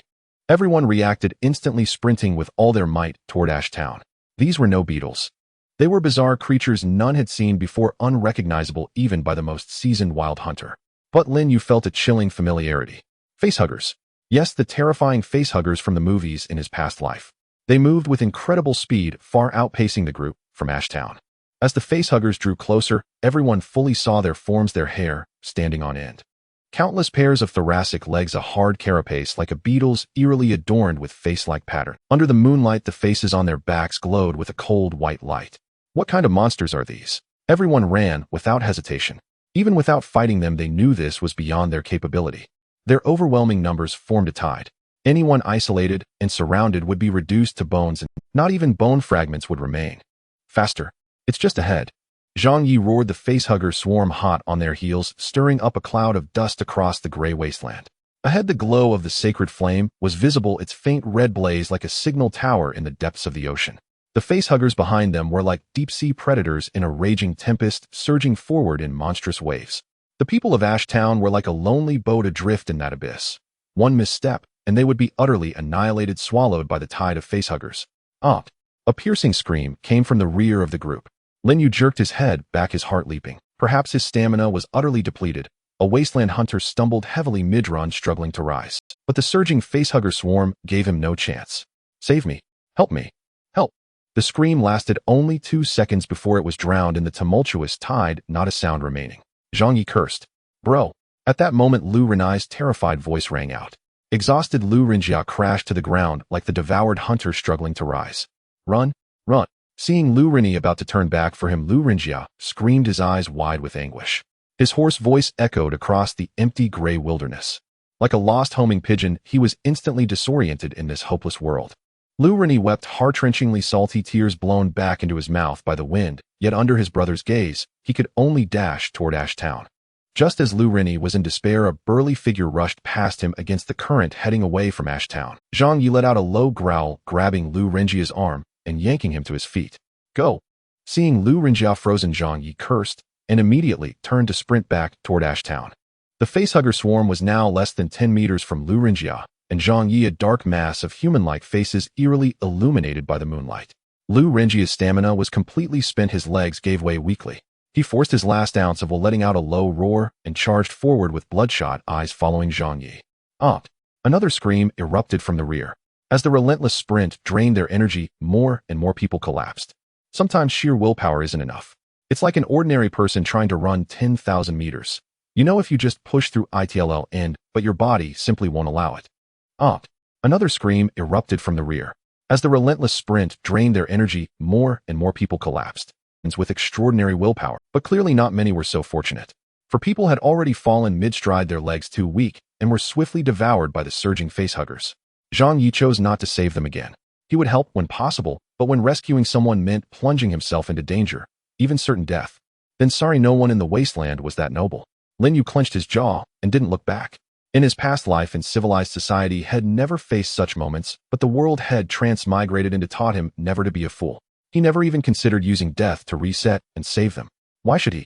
The flame. I see the flame. Wang Ming shouted excitedly. Ahead, Ash Town came clearly into view. The flickering sacred flame illuminated the entire town, a paradise compared to the pitch-black, ash-choked wasteland. Zhang Yi, with his Jin warrior's robust physique, was the first to rush into the sacred flame's glow. Zhang Yu and Lin Yu followed closely. Then, gritting his teeth, Wang Ming stumbled into the light, drenched in sweat. Lin Yu's face turned ashen as he stared at the gray wasteland. Under the moonlight, the facehuggers had fully caught up to the group, and the hunters at the rear were swept into the tide amid screams. A continuous chorus of anguished cries rose, the stench of blood mingling with the facehuggers' foul odor drifting from the wilderness into everyone's nostrils. Lu Renjia didn't survive. His stamina was too severely depleted. Mere meters from Ashtown, the facehuggers caught him, reducing him to a pile of bones in an instant. Lu Renjia collapsed in the light, staring hollowly at where his brother had died. "Save me." A wasteland hunter fell just outside the flames' range, one arm crawling into the light, but he lacked the strength to drag himself further. The facehuggers surged madly toward the edge, his eyes filled with despair. "Get in." At that moment, a hand grabbed his arm and pulled hard. In the last instant before the facehuggers arrived, he was yanked into the light. He could even feel the bristles on their thoracic legs brushing his ankle. After lying limp for a few seconds, he looked up sharply. A young boy's face appeared before him. "Thank you," he said sincerely to Lin Yu, large beads of sweat oozing from his pores. A glimmering gold coin flickered in Lin Yu's mind and slowly faded. But Lin Yu felt no joy. He had been in this world for many years. There were no phones in Ashtown, not even a clock, so he didn't know the exact date. He had fully adapted to this world's rules: deception, survival, and death. Everyone struggled to live, even drawing blades and throwing punches over a single cockroach protein bar. Human life was truly as insignificant as dust. Lin Yu had seen death many times. Even his own hands were stained with more than one life. Though he never attacked the town's survivors unprovoked, all his supplies came from beasts he hunted in the wasteland. Yet survivors still attacked him. They hadn't eaten in so long that if he didn't kill them, they'd starve to death anyway. They lacked the ability to hunt in the wasteland and could only take desperate risks. But Lin Yu had never witnessed such a tragedy. Never. He couldn't maintain the calm toward death that seasoned wasteland hunters possessed. Lin Yu slowly turned his head. Many survivors from the town were approaching the edge of the firelight. The radiance forged by the sacred flame stood like a majestic great wall, severing death from hope, completely rendering chaos and despair insurmountable. To step into the fire was to find life, to linger in the wilderness was to meet the end. That seemingly casual crimson glow thus consigned each life to one of two vastly different fates. Within the town, the bustling crowd gradually converged at the edge of the sacred flame, coming to welcome the warriors who belonged to this settlement. Once they entered the range of the sacred flame, everyone finally shed all their defenses. All the surviving wilderness hunters collapsed onto the ground with a thud. Their vacant eyes held indescribable emotions, their trembling bodies striking the pendulum of fate. Yet no one worried that the townsfolk might take advantage of the chaos to harm them. Because if even one person did, this town would lose all hope from this day forward. Deceit and intrigue were normal in times of safety, but those who dared to defy the odds in desperation commanded even greater respect. No one dared to lay a hand on these people. Moreover, most of those who had come upon hearing the news were their only surviving family members in this hopeless wilderness. Zhang Yi, are you back?" Zhang Yi was lying face down on the ground, gasping for breath like a dog, when a trembling, aged voice reached his ears. "Mom." Zhang Yi abruptly sat up from the ground, hastily wiping the sweat and dust from his face. He forced a smile at the old woman who had come to his side. Even though he knew she could no longer see, he instinctively tried to conceal his disheveled state. "Mom, why?" The old woman heard the familiar voice, and two streams of murky tears slowly flowed from her gray eyes. Trembling, she used her large time-worn hands to frantically touch Zhang Yi's rugged face. "It's good that you're back. It's good that you're back. Mom, what kind of man is your son? What's there to worry about?" Zhang Yi laughed, a few teardrops falling, and said heartily. The teardrops were not eroded by the dust on his face, but instead they washed two clean streaks down his cheeks. Lin Yu stared blankly at the rugged and fierce man before him. More and more people arrived at the edge of the firelight, mostly women and children. Their bodies trembled as they frantically searched among the surviving wilderness hunters for their husbands and fathers. When they spotted a familiar figure, they would immediately dash over and throw themselves into those arms full of security. But many others did not see the back they had been longing for in the crowd. They dashed madly through the crowd, searching again and again. Finally, they knelt on the ground, letting out heart-wrenching sobs. Lin Yu silently watched everyone, counting the number of those who had returned. 13. More than half were dead. Most of the wilderness hunters had fallen on the road just 100 meters or even dozens of meters away from Ashtown. They had collapsed on the verge of seeing the firelight that symbolized hope. But the good news was that everyone had brought back enough energy to sustain the sacred flame for over 3 months. This meant that all the survivors in the town had at least 3 months of respite. Within the sacred flame's radiance, the fire of humanity would never be extinguished. But beyond the firelight. Rustle, rustle, rustle. Lin Yu abruptly turned his head, his pupils contracting sharply. Dense swarms of face-hugging insects covered almost every inch of land in sight. They crawled and surged like a black tide waiting to reap lives or countless silent stationary reapers. Cries and shouts gradually died in their throats. Everyone silently gazed at the unusual beast tied outside the town, monsters never recorded before. Fortunately, no matter how bizarre and ferocious they were firmly barred outside the town by the boundary forged by the sacred flame. Everyone go back and rest first. As long as we're here, nothing will happen. After a moment of silence, Zhang Yi had mostly recovered his strength. He stood up, patted the dust off his clothes, and put his arm around his old mother's shoulders. Go back and rest well. Wait for me to come home. Love you, Mom. The survivors in the town had all seen the terrifying bizarre creatures on the wilderness. Everyone knew this was not something they could face. All they could do was return to their dilapidated humble homes and warm a bowl of soup for the men who would soon come back. The crowd slowly dispersed just as they had arrived. The difference was that some had come with tension and hope, but left with only sorrow and despair. Their departing figures even hunched over. Having lost the pillars of their families, they did not know how to survive in this hopeless world. That old man was too unreliable, didn't even show up. Lin Yu's eyes dimmed slightly, but he was soon interrupted by the conversation beside him. These bugs don't seem to have any intention of leaving. Wang Ming stood up, his face grave. Unlike Zhang Yi and the others, Wang Ming didn't need to worry about others' feelings because he had been alone for years. His father had died in the civil strife, so he had long since had no one to care about. Speaking of which, he had Zhang Yi to thank for that. When did such terrifying things appear in the wilderness? Zhang Yu frowned as he looked at the dense swarm of face-hugging insects outside the firelight. His trypophobia was about to kick in. With the massive gathering power and lethality of the face-hugging insect swarm, if they moved through the wilderness, they would be like locusts, leaving nothing but barren land in their wake. Never heard of them, Zhang Yi said gravely. Zhang Yu thought for a moment, took the bow from his back, and shot an arrow. Looking at the pile of shell casings on the ground, Wang Ming's face darkened. Not only was Zhang Yu, as an awakened, unable to breach their defenses, but Wang Ming, as a mechanical modifier, also failed to break. Let me try, Wang Ming said in a deep voice. His metallic right arm flowed like liquid mercury, slowly transforming into a gun. Bullets poured out like a torrential rain.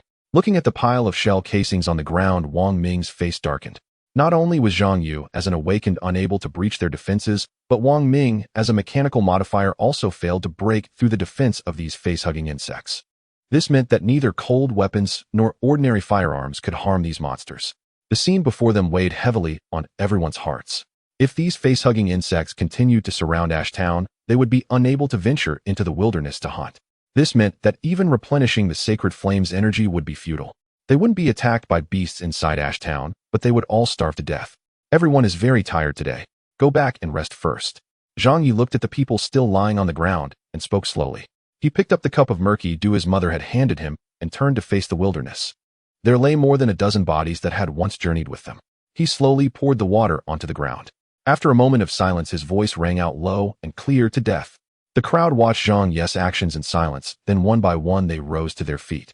They picked up the water brought by their families, took a gentle sip, and then, following Zhang Yi's example, slowly poured the water onto the ground. To death. The wind blew softly across the wilderness, yet it sounded thunderous in the stillness. The old man hadn't come, so Lin Yu naturally had no water. He turned his head and saw Zhang Yu, who, having no family in town, was merely standing with his bow slung across his back, silently watching the others. A similar loneliness reflected in his eyes.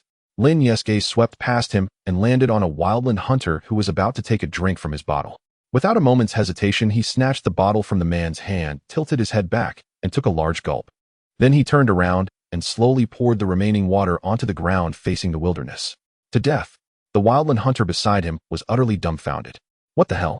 If you want to toast death, go ahead, but why grab my water? I haven't even had a sip. He was about to say something, but when he saw the vicious look in Lin Yu's eyes, he swallowed the words that had risen to his lips. Why bother arguing with a lunatic? He'll just bear with it. The man shot a resentful glance at Lin Yu before trudging back into town in indignation. With the first person's departure, the crowd began to disperse. Zhang Yu shook his head, tightened the strap on his bow, and slowly made his way back to his dwelling. Under the moonlight, his silhouette appeared somewhat forlorn. You stop right there. Suddenly, a furious roar shattered the silence. Zhang Yu looked up in bewilderment to see Lin Yu approaching him with an expression that clearly said, "I'm going to kill you." What did I do? Seeing the look on Lin Yu's face only deepened Zhang Yu's confusion. "I'm asking you, why couldn't you give me a sincere thank you back in the cave?" Lin Yu looked Zhang Yu up and down as if trying to see just how shameless a person had to be to do such a thing without a pang of conscience. Huh. Zhang Yu was stunned. I worked so hard to lead you all into that cave. Is it really that hard to hear a genuine thank you from you? As Lin Yu spoke, a hint of grievance crept into his voice. It hurts like hell for me to go through a death loop, you know. You're upset about this. Zhang Yu was caught between laughter and tears. He looked at the half-grown youth before him and finally couldn't help but let out a low chuckle. In truth, Lin Yu wasn't very old. Having traversed into this world, he had been honed by survival to be colder and more mature than his peers, but in the end, he was just a youth not yet 20. This is serious, okay? Lin Yu pouted. Seeing that Lin Yu genuinely seemed to care, a complex emotion flickered through Zhang Ye's heart. He wiped the smile off his face and said seriously, to be honest, from the start of our journey until we entered the cave, we really didn't encounter any true danger. I know you led us away from quite a few beasts, but as long as something doesn't happen, the feeling in people's hearts is, if you say my thanks wasn't sincere enough. You're right, it wasn't. Because for me, this trip didn't involve any life or death threats. Instead, we got the blazing sun crystal with ease. Lin Yu didn't refute him immediately. Instead, he fell silent and began to ponder. Perhaps this was just if along this journey Lin Yu hadn't given advance warnings and led them to avoid those lurking dangers, each and every one of them would have faced fatal threats more than once. Whether it was the giant mosquitoes or the poisonous vines, they had all truly claimed lives. Before a person has personally experienced danger, they may never truly understand the immense cost of those things that didn't happen.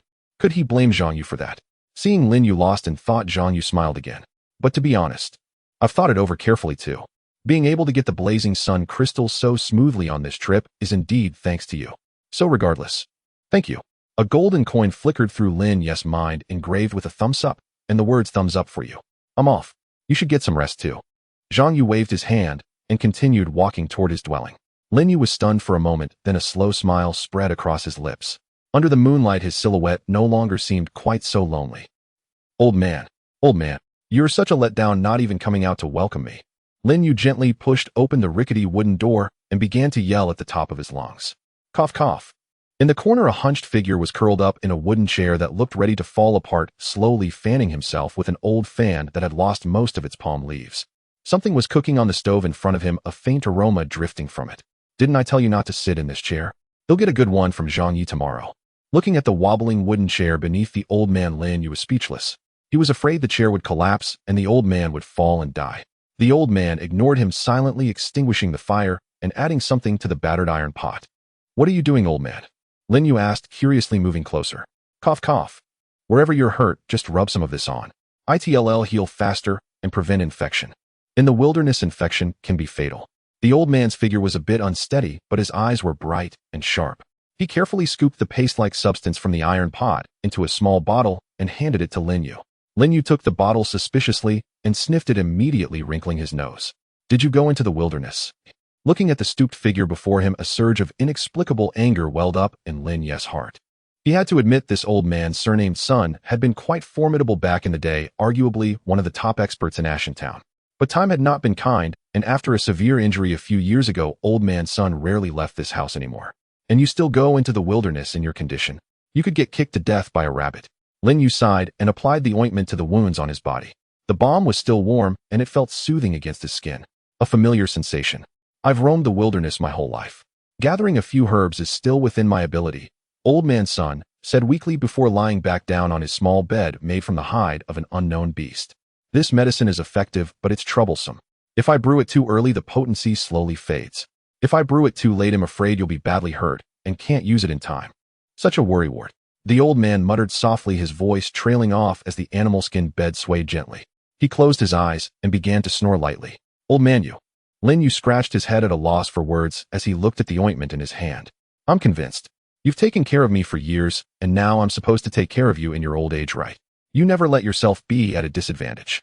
He looked at the old man sleeping peacefully in the room, still muttering under his breath, but a warm, soft light had quietly spread in the depths of his eyes. In the early morning, no warm sunlight streamed into the wooden hut. The sun had not been seen in the wilderness for many years, only the seemingly endless gray mist that never dissipated. Lin Yu slowly awoke from his slumber, finding his legs and arms wrapped in crushed herbal poultices. This was unmistakably the handiwork of Old Sun. Awake! Old Sun hunched over a battered pot, fiddling with something, spoke without turning around. Years of life in the wilderness had tempered Lin Yu's body into an exceptionally resilient state. Even so, the intense life-or-death sprint from the previous day had left every muscle in his body aching as if torn apart. There were even hidden injuries he himself had not noticed. Unexpectedly, Old Sun had meticulously applied medicine to every single one. There's a young man with a bow outside who has been watching over you for a long time. Old Sun paused, then added slowly, "Oh, that's not quite right. He's been lingering on the opposite eve since last night and hasn't left at all." Old Sun spoke leisurely. Lin Yu was momentarily stunned, then immediately rose and headed for the door. Pushing open the door, Lin Yu saw a lean figure holding a worn bow chewing on a stray blade of grass, lounging on the opposite eaves with legs crossed utterly at ease. When Zhang Yu saw Lin Yu emerge, he nearly slipped off the eaves. "Why didn't you go back to sleep?" Lin Yu asked. Yesterday, everyone's stamina had been nearly depleted, including his own. He truly hadn't expected Zhang Yu to stand guard outside all night. "I'm the only one at home. It doesn't matter where I stay." Zhang Yu dusted himself off and grinned. "Besides, I'm a dignified awakener. Even if I sleep outside, no fool would dare to mess with me." Zhang Yu spat out the grass blade and leisurely descended to the ground. "As for you, I nearly ambushed you last time, and this time your snoring was louder than thunder. Your alertness is way too poor. I've got nowhere else to go anyway, so I just slept outside your door." Lin Yu scratched his head, realizing he had let his guard down too much after returning home. That said, Old Sun's keen perception surpassed Zhang Yu's expectations. Last night, the slightest noise from Zhang Yu had prompted a pebble from inside the door that nearly knocked him off the eaves. Had Zhang Yu not reacted swiftly, he might have been taken down by an old man. "By the way, those bugs are gone." Zhang Yu thought for a moment and spoke. "Gone?" Lin Yu was taken aback. Zhang Yu went to the edge of town early this morning to check. Not a single insect from the swarm that gathered outside the firelight last night remains. They've all vanished. Zhang Yu said softly, though he couldn't fathom why the swarm had left. Their departure was a good thing. Otherwise, if the people of Ashen Town continued to be bogged down by these bugs, they would eventually starve to death within the town. "All right, since you're awake, you'll go wander around." Zhang Yu waved his hand and strolled away from the wooden hut with an air of nonchalance. Lin Yu watched his figure disappear into the morning light with a smile. Even without Zhang Yu's explicit words, Lin Yu could guess. Last night, Zhang Yu had simply seen how exhausted he was and feared he might let his guard down, so he deliberately stood watch outside. With those eagle eyes, no subtle movement in the surroundings could escape his notice. The top priority is to find a way to gather 100 coins of gratitude and see what good things Eye of Deceit will give me, Lin Yu mused silently. As of last night, the number of coins of gratitude had reached 23, still a considerable distance from the task's target of 100. But how do I earn 100 coins of gratitude? Lin Yu began to worry. In Ashen Town, even the friendliest people were reluctant to let down their guard around others. Under such circumstances, earning genuine gratitude was indeed difficult. You can consume coins of gratitude to obtain some supplies. This might make it easier for you to gain gratitude. At that moment, the big eyeball in his mind spoke up. Consume coins of gratitude to get supplies. Lin Yu was taken aback. "What can I exchange?" he asked curiously. After all, the items from Eye of Deceit were truly remarkable, evident from its ability to conjure dove chocolate in the wilderness. "You can draw a lottery." The big eyeball wobbled as it spoke, its holy white light gradually glowing. "Draw," Lin Yu said without hesitation. Obtained. 1 bottle of Witch's Potion. Witch's Potion, what the hell? Lin Yu was stunned as a white vial suddenly appeared in his hand. He now understood. The interesting experiences mentioned by Eye of Deceit were likely akin to the system in the novels from his past life. So now it was trying to play that role. Lin Yu even vaguely saw Eye of Deceit fiddling with something like a panel, earnestly studying how to make its cosplay more immersive. This might be one of its sources of amusement. A system is great. Ew, I love systems, Lin Yu thought happily. This was the treatment of a protagonist in novels, having both a golden finger and a system. Who would? Despite his joy, Lin Yu still felt a vague unease. The actions of the Eye of Deceit seemed a bit too as if it were deliberately hiding something. After a moment, Lin Yu turned his attention to the white potion before him. He couldn't read the script on it, but after opening the white vial, he saw the so-called witch's potion inside. It was green, bubbling, sticky, and reeking of a foul stench. Did the witch mix shit into the potion? Or did she mix potion into shit? Lin Yu stared in shock at the potion, a putrid odor assaulting his nose. Who the hell would use this? What's this potion for? Lin Yu asked disdainfully, eyeing the green liquid. Healing. Healing. If you told me this was for poisoning, I'd be more inclined to believe it. Lin Yu said, utterly speechless. But despite his disgust, he decided to give it a try. After all, based on the past few days' interactions, Eye of Deceit didn't seem to harbor any ill intentions toward him. At least the white personality bore no malice. If it truly wanted him dead, it wouldn't go to such lengths. Wasn't it just testing a potion? Test it. I love testing potions. Gritting his teeth, Lin Yu dipped his finger into the green concoction. Ugh. Lin Yu, who hadn't thrown up even after eating the cockroach protein bar, vomited the moment he extracted the potion. It was too disgusting. I felt like I'd scooped something out of a cesspit. Wait, is this for external application or internal consumption? Lin Yu suddenly thought of something, his face turning pale. Both. Looking at the sticky, thick green substance, Lin Yu couldn't bring himself to swallow it. He'll try it externally first. Battling his revulsion, Lin Yu peeled back the herbal dressing on his arm and smeared the viscous potion onto the wound. Huh. He stared curiously at the excrement on his arm and let out a sound. The instant the witch's potion touched Lin Yu's skin, a wave of coolness washed over him. The wound began to heal visibly, though at an extremely slow pace. The process was still observable. Lin Yu stared at his arm in curiosity, never imagining that this sticky concoction could possess such miraculous properties. Within mere minutes, the faint stinging pain from the wound was gradually replaced by a soft, numbing cold. A slight itch even emerged around the wound. Was it about to scab over? Is this medicine really this effective?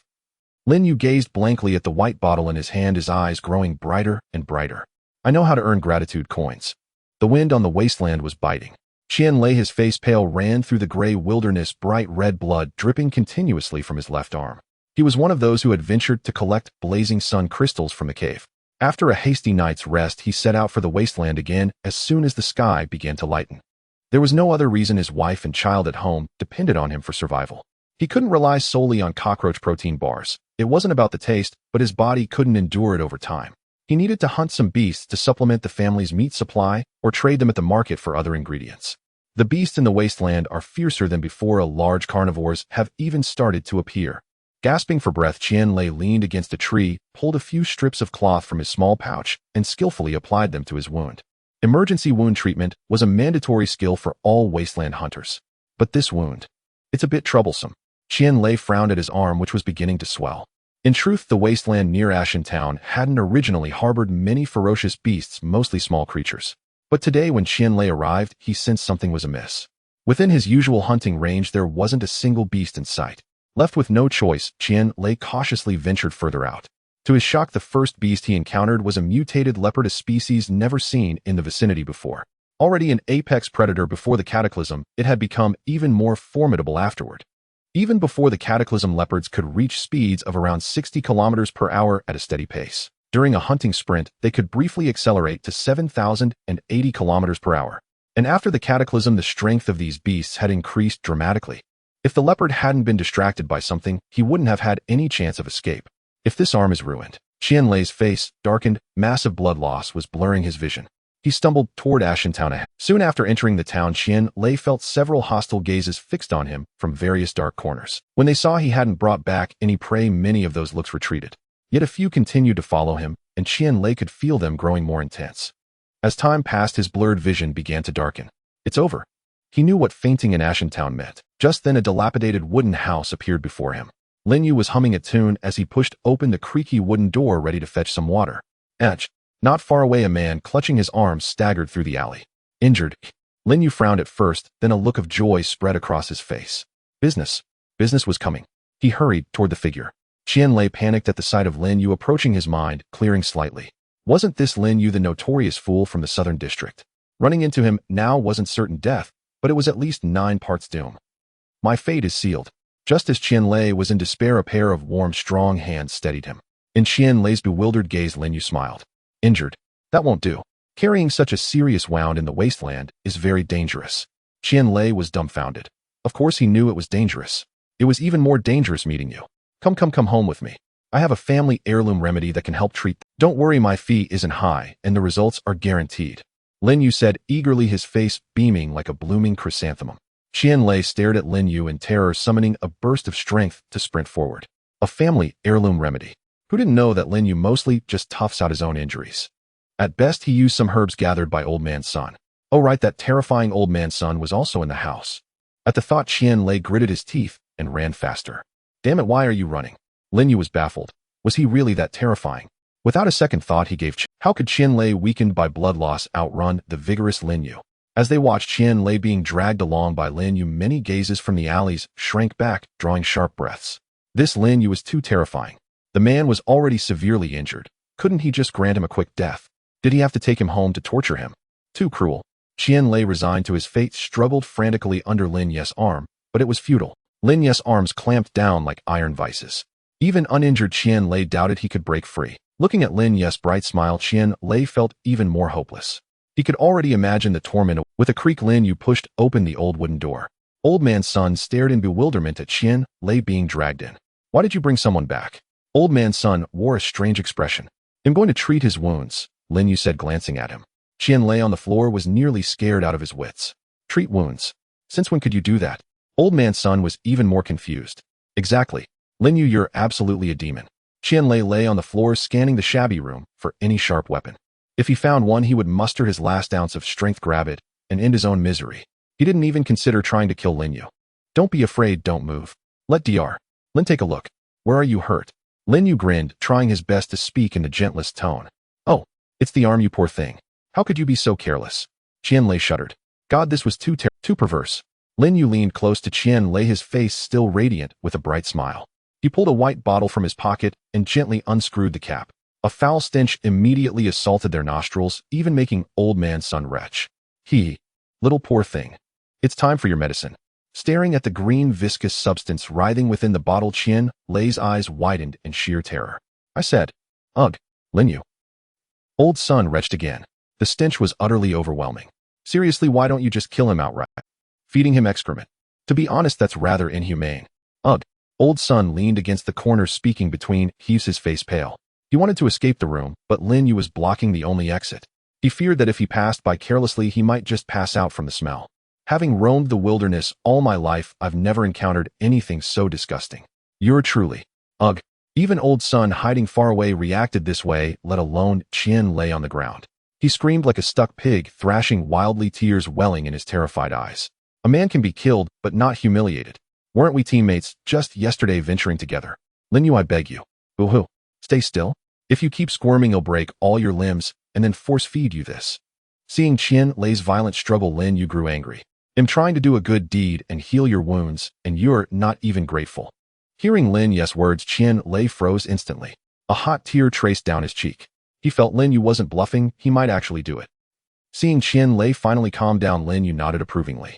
His good intentions were finally being just as Lin Yu was about to scoop up some medicine, a thought struck him. Could this medicine be taken internally as well as applied externally? His outstretched hand paused midair. He turned and gazed at the tearful Qian Lei with a peculiar expression, curiosity, confusion, and a hint of excitement. Such severe injuries. Logically, internal application should be more effective. Muttering to himself, Lin Yu deftly pried open Qian Lei's mouth. Tears streamed down Qian Lei's cheeks as he watched helpless Lin Yu slowly pour the green goo from the bottle with a demonic grin. The medicine was so thick it flowed sluggishly from the bottle. Plop! A large snot-like glob of medicine finally dropped into Qian Lei's mouth. Qian Lei's entire body convulsed violently, as if he saw heaven. In that moment, he felt his life was over. Having eaten feces, what was there left to live for? I ate this. Wait. Hold on. Qian Lei's eyes suddenly lit up. He smacked his lips. This taste seems not so unbearable. Perhaps feces doesn't taste as bad as it looks. As he pondered, a wave of coolness surged through his body. It was like an electric current. After the refreshing coolness, Qian Lei was astonished to feel his blood begin to warm slightly. The pain in his arm began to recede rapidly. Qian Lei couldn't help but moan. Old Sun stared at him, eyes wide as if had seen a ghost. What the hell? Seriously, in his decades of life, Old Sun had never doubted his understanding of the world more than now. Seeing Qian Lei smack his lips after swallowing the green goo, as if savoring it, Old Sun let out a loud, "Did you hear that noise inside? It's terrifying." In the alley, everyone's hair stood on end as they stared fearfully at the dilapidated wooden hut. I heard it. With Lin Yu and Old Sun together, even the king of hell would applaud. Spread the word, never ever fall into Lin Yu's hands, even if it means death. Inside, Qian Lei slowly came to his senses. Looking up, he saw Lin Yu smiling at him. He raised his arm slightly. Incredible. A spark of light returned to Qian Lei's eyes. His arm felt so much better. Wait, you're actually a miracle doctor. Thinking that his arm could gradually heal, allowing him to hunt in the wilderness again and support his wife and child, Qian Lei felt a surge of hope for life. Thank you. Qian Lei was ecstatic. A golden coin slowly dissipated within Lin Yu's mind. Lin Yu nodded in satisfaction. Indeed, this method worked. No matter how powerful a wilderness hunter, injury from ferocious beasts was inevitable. Once the effects of this medicine spread, he wouldn't have to worry about a lack of gratitude coins. Brilliant. Seeing Qian Lei's excited gaze, Lin Yu cleared his throat. 10 copper coins. Copper coins were the most common currency circulating in all human settlements and even main cities. Besides copper coins, there were silver and gold coins. But Ashtown was impoverished. Lin Yu had rarely seen silver coins, let alone gold. His only encounter with silver was probably being called a silver-tongued bastard due to his cunning ways. 10 copper coins. Qianlei hesitated at the price. It wasn't cheap, but compared to the hope for his future, it wasn't expensive either. Alright, I didn't bring money hunting. They'll get it to you when I return home. Qianlei gritted his teeth and said earnestly, but I have a suggestion. Qianlei hesitated, his eyes darting. Huh? What suggestion? Lin Yu asked, puzzled. Qianlei gritted his teeth again. The medicine works great, it's just, could you not mix it with feces next time? Even though it tastes okay, it's still somewhat unacceptable. Hearing this, Lin Yu's face darkened. You think I wanted that? Get out now, don't forget the money. You know the consequences. Lin Yu kicked Qianlei's backside, shooing him out. Qianlei stumbled out of the hut into the cluttered alley.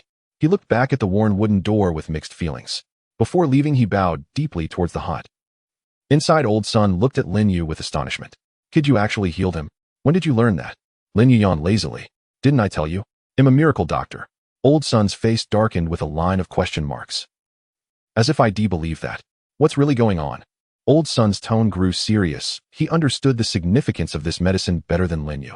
Seeing the old man's earnestness, Lin Yu reluctantly explained. I found an ancient formula scroll in the wilderness.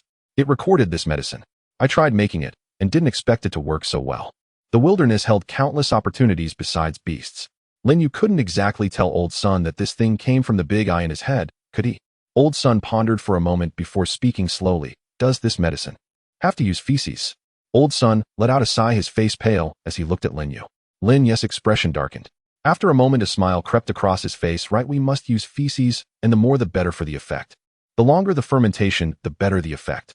Old man, next time you get hurt, I won't be stingy.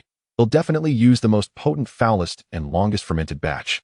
Hearing Lin Yu's reply, Old Sun's face twisted in a series of expressions, his already pale complexion turning even whiter after vomiting.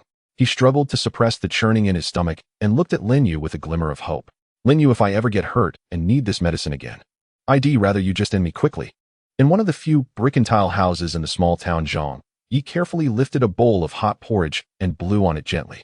The so-called hot porridge was little more than rice water with only a few grains of coarse rice settled at the bottom of the large bowl. Mom, eat. Zhang Yi scooped a spoonful of the liquid, checked the temperature, and carried the bowl to the table inside. The elderly woman tottered over to him and opened her mouth with effort. Careful, it's hot. Zhang Yi patiently spoon-fed the porridge into his mother's mouth, one sip at a time. She ate slowly, but he showed no signs of impatience. After finishing the bowl of porridge, Zhang Yi stood up and retrieved his slightly dulled steel blade from inside the house. Mom, I'm heading out. He'll be back late tonight. Rest when you're tired. Don't wait up for me. Before leaving, Zhang Yi turned to look at the elderly woman inside and smiled warmly. Love you, Mom. Zhang Yi gently closed the door, and outside stood several subordinates who had been waiting for some time. Boss, something's off in the wilderness, Feng Xiang said, frowning. I know. The nearby beasts have all disappeared, and many fiercer ones have appeared. Zhang Yi had been informed of this situation early that morning. How did the hunting go this morning? Many were injured, and one died, Feng Xiang sighed. That morning, Qianlei wasn't the only one who ventured into the wilderness to hunt. Unsurprisingly, everyone met with misfortune. Let's go take a look. Zhang Yi frowned. In the southern district of Ashfall Town, there was an abandoned warehouse that, due to its size, had long been used as a base by Zhang Yi and his men.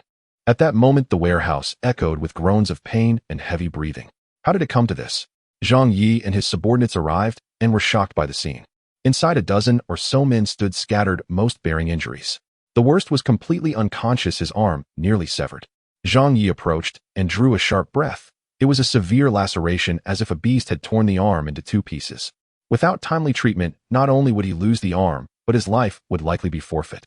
The others also bore varying degrees of injury. Upon seeing Zhang Yi, they suppressed their pain and stood up, but beads of cold sweat rolled down their foreheads. Zhang Yi's brow furrowed deeply. Judging by their wounds, even if they survived, they would lose most of their fighting capability. And the most lethal hurdle had yet to come: infection. There were no doctors in the town. In the past, when injured, the wilderness hunters would rely on experience to gather herbs, then leave the rest to fate. The lucky ones would recover slowly. The unlucky ones would have their funeral feast.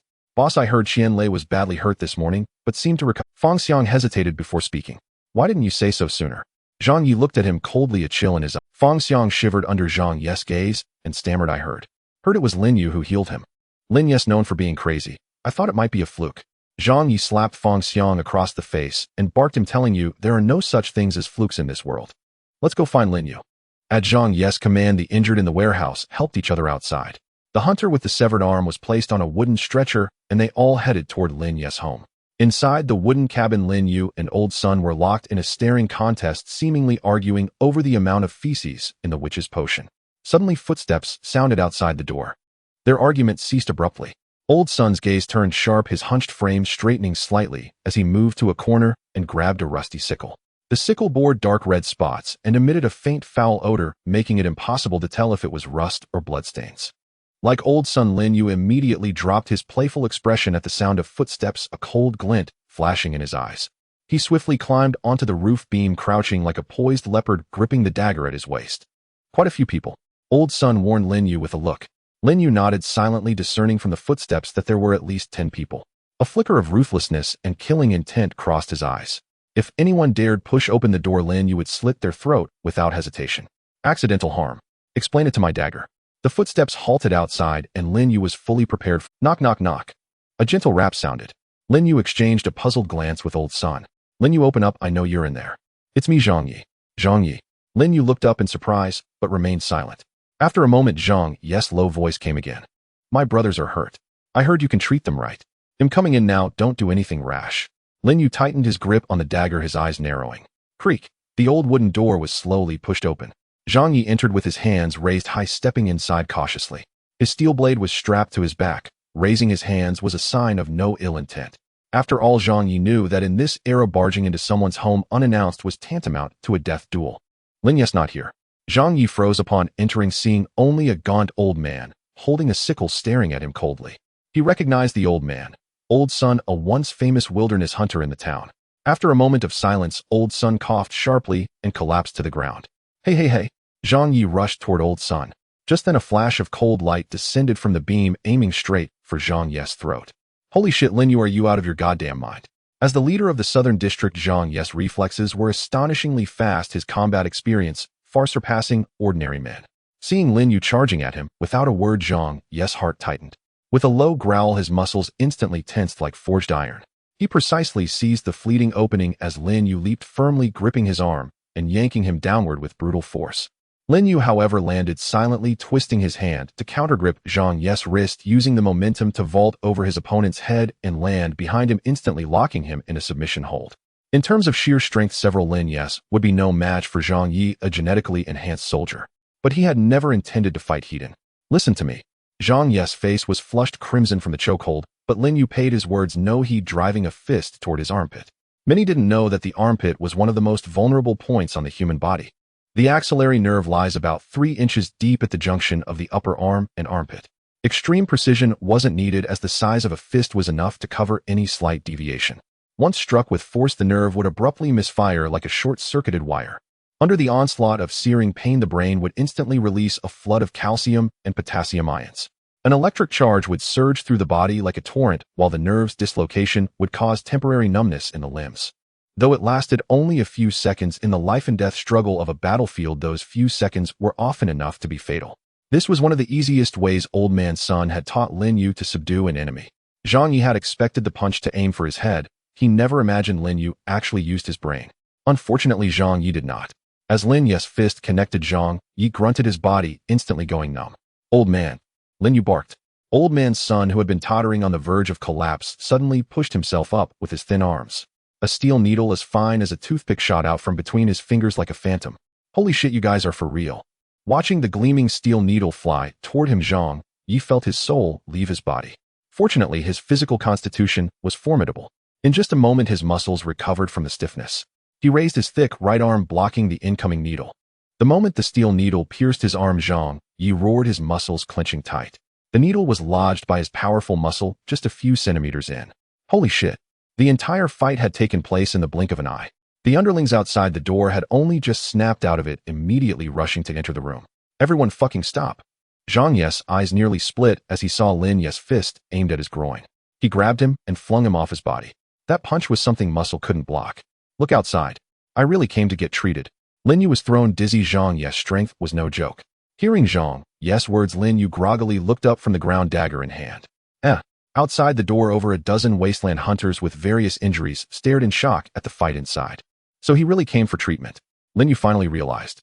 To be fair, it wasn't entirely his or Old Man Sun's fault for overreacting. In this era, even a moment's carelessness could cost you your life. Huh. Of course I knew. Just been too long since we sparred, got itchy fists. Lin Yu laughed as he picked himself up off the floor, showing not a trace of embarrassment. The single silver needle seemed to have drained all of Old Man Sun's strength. He had already collapsed onto the beast-hide bed. Old folks sure slept well. Sparring.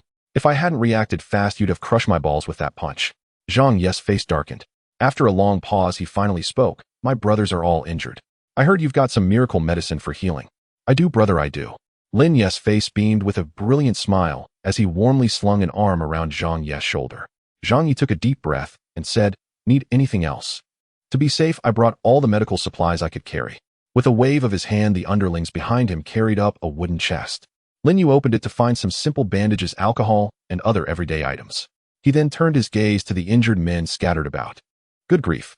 If Lin Yu actually managed to save these wounded men with just bandages and alcohol, even the King of Hell would have to give him a thumbs up. It would be like stopping a nuclear missile with a peanut. And succeeding. Bring them all in. Who's first? Lin Yu said quietly, closing the chest. Zhang Yi immediately carried his subordinate with the severed arm into the room. Lin Yu bent down to examine the wound closely and sucked in a sharp breath. With such severe lacerations, he wasn't sure if the witch's potion could save him. He'll be straight with you. The injury is too grave. I can only do my best. With such severe lacerations, he wasn't sure if the witch's potion could save him. He'll be straight with you. The injury is too grave. I can only do my best. Wait, don't you need to disinfect? Zhang Yi asked, puzzled. Disinfect? What disinfect?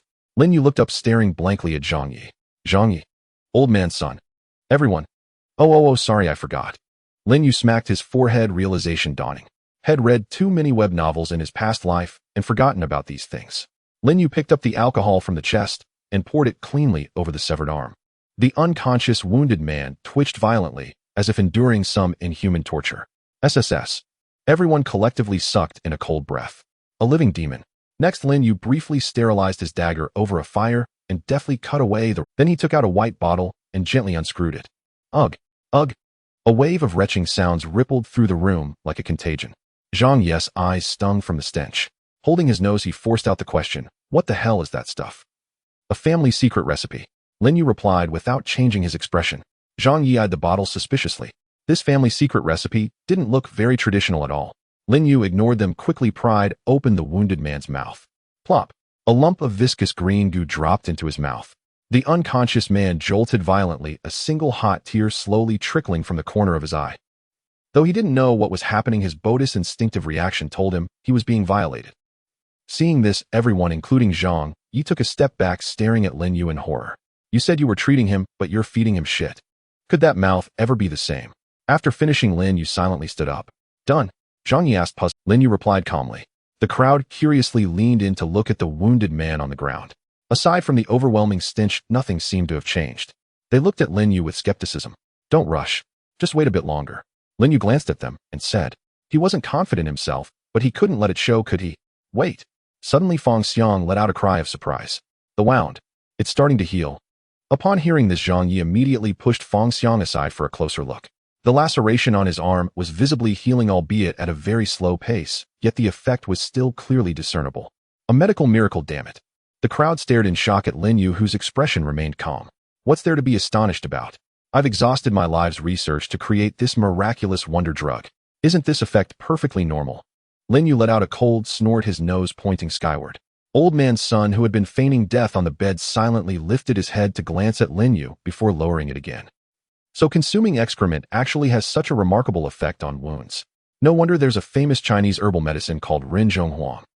The people present silently thought to themselves, resolving that from now on they wouldn't waste their waste after using the toilet, but would store it carefully. It might come in handy someday. But despite such thoughts, everyone immediately gave Lin Yu a thumbs up, their praises rising one after another. Who else? Lin Yu was proud and confident. What are you all standing around for? Get in here. Zhang Yi shouted, snapping everyone back to reality. The cramped wooden hut was instantly packed with people. Due to the poor air circulation, the foul stench couldn't dissipate, and even Lin Yu began to feel a sense of suffocation. Everyone out. Line up one by one. Unable to bear it any longer, Lin Yu gave the order. Zhang Yi quickly led the crowd out of the hut, where they began to line up quietly and wait. Strangely enough, after smelling the witch's potion, the murky air outside seemed exceptionally fresh. Lin Yu glanced at the potion in his hand and found that very little was left. 1 coin of gratitude can be exchanged for 1 bottle of potion. 1 bottle can roughly treat 3 people's injuries, netting 3 gratitude coins. But if applied topically, the consumption of potion is even more unpredictable depending on the wound area. Forget it'll have them all take it orally. Everyone will get used to it eventually. Lin Yu mused silently. After roughly estimating the number of wounded waiting outside, Lin Yu silently spent 3 more gratitude coins in his mind to exchange for 3 more bottles of witch's potion. Yet for some unknown reason, when exchanging the last bottle of potion, Lin Yu seemed to notice the eye of trickery trembling with a slight excitement. What are you so excited about? Lin Yu stared at the eye of trickery in bewilderment, suddenly realizing that during the exchange of the last bottle, the white light behind the eye of trickery had at some point turned black. Could it be that another soul has emerged? Lin Yu's heart skipped a beat. Staring at the last potion he had exchanged, a sense of foreboding washed over him. As Lin Yu rapidly healed one injured person after another, the number of his gratitude coins soared, reaching 41. Lin Yu, I'm so grateful to you. If it weren't for you, I'd never be able to go to the wilderness again. A wilderness hunter said, his eyes brimming with tears. Being unable to venture into the wilderness would be a devastating blow to them. Not only would their quality of life plummet, but they might even be ambushed and killed by those with ulterior motives due to their drastically reduced combat prowess. Lin Yu recognized this hunter. His name was Su Yi, one of those who had followed everyone to the cave. A healer's heart, you know. How could I bear to see you in such a miserable state? Lin Yu sighed and shook his head, gently, feeling as if the tattered cloth on him had transformed into a white lab coat. Hearing Lin Yu's words, everyone was even more moved. Why had they never noticed what a good person Lin Yu was before? Su Yi silently vowed that if anyone ever dared to say Lin Yu was crazy again, he would be the first to fight them tooth and nail. Open up. Lin Yu unscrewed the last bottle of potion, its murky green liquid bubbling continuously. Su Yi forcibly suppressed his gag reflex and swallowed the mucus-like fluid in one gulp. Feeling a cool sensation spreading from his wound, Su Yi was overjoyed. It really works. Thank you, Lin Yu. Su Yi said, emotionally expressing his gratitude. Another gleaming golden gratitude coin flashed in Lin Yu's mind, and he nodded with satisfaction. Lin Yu, is it normal to feel like throwing up after taking the medicine? Su Yi was about to leave when a sudden churning sensation hit his stomach. It's normal, I guess. After all, this medicine really doesn't smell very good. Lin Yu didn't think much of it. Anyone who could force themselves to swallow the witch's potion despite the nausea was a true hero. As for Lin Yu himself, there was no way he could stomach it. At most, he'd apply it externally. Wait. Lin Yu's eyes suddenly widened as he stared at Su Yi. At some point, a trickle of green liquid seemed to be seeping from the corner of Su Yi's mouth. Ugh. A violent wave of dizziness struck, and Su Yi's stomach felt as if it had taken a massive blow. He vomited with a loud retch. When Lin Yu saw what Su Yi had thrown up, he was shocked. What the hell, why are you puking shit? Su Yi was equally stunned. A large amount of murky green mucus mixed with an indescribably foul substance was now gushing endlessly from his mouth. Lin Yu's heart trembled. The eye of trickery in his mind was bobbing up and down, excitedly bathed in a black radiance, as if it had discovered something that brought it great joy. The people outside the door were all stunned by the sight. Su Yi was also utterly bewildered. Why was he the only one puking shit when no one else did? He could only assume it was his own problem and shuffled out of the hut dejectedly. Next, Lin Yu called out loudly. When the next injured person drank the witch's potion, Lin Yu watched his expression nervously. Seeing the man's cheeks puff up, Lin Yu quickly grabbed a wooden bucket. Ugh. Whoa. As expected, he also puked shit. Zhang Yi stared in horror at his 2 subordinates, repeatedly apologizing to Lin Yu while a wave of guilt washed over him. It was all because he wasn't capable enough. Look at what his men had been reduced to. They were so hungry they had to eat shit. The next few people followed the procedure: take the medicine, puke shit, and get carried away. Lin Yu numbly finished treating all the wounded and waved his hand weakly. 13 people, 10 copper coins each. They'll give you a discount and round it down. Call it 150. Zhang Yi was dumbfounded. He counted on his fingers for a long time, then asked in confusion, That's not right, Lin Yu. 13 people would be 130 copper coins. With a discount, how does it come to 150? Lin Yu glared at him. A bunch of you puke shit in my house. Is it wrong for me to apply a reverse discount? No. That's reasonable. Zhang Yi muttered, pulling out 5 silver coins and a few dozen copper coins from his pocket and handing them to Lin Yu. So this is what a silver coin looks like. Lin Yu looked curiously at the silver coin in his hand. It was the first time he had seen currency other than copper coins. It seemed that old Zhang Yi, as the leader of the southern district, had quite a bit of spare cash. I really have to thank you this time, Lin Yu. If it weren't for you, we would have suffered heavy losses, Zhang Yi said earnestly. Building a harmonious society and fostering civilized neighborliness. I, Lin Yu, am duty-bound. Looking at the number of gratitude coins in his mind, Lin Yu grinned from ear to ear, beaming with joy. In truth, Ashtown was not as Lin Yu had initially imagined. When he first arrived in this world and learned from Old Sun about the nature of this era, he had been utterly despairing. He had always believed this was a world devoid of order of life and full of nothing but peril. Lin Yu even attempted suicide, but was mercilessly pulled back by the death recall mechanism. However, after living in this world for a while, he found things were somewhat better than he had expected. Ashtown was in fact like a miniature city. Or rather, it resembled the small towns of 5th or 6th Tier in his past life, only with much poorer public security. Especially at night, the only light in the town came from the sacred flames. The electric lights were a luxury in this era. At such times, everyone would bolt their doors tight, vigilantly guarding against potential dangers. These threats did not come from the wilderness, but from the very residents of Ashtown itself. No matter the world or the era, such people always exist. Lacking the ability to hunt in the wilderness and unwilling to exert themselves in menial labor, they are lazy and gluttonous. In particular, some of the more physically robust residents would take advantage of the dead of night to lurk in dark alleys like hyenas waiting for prey to appear.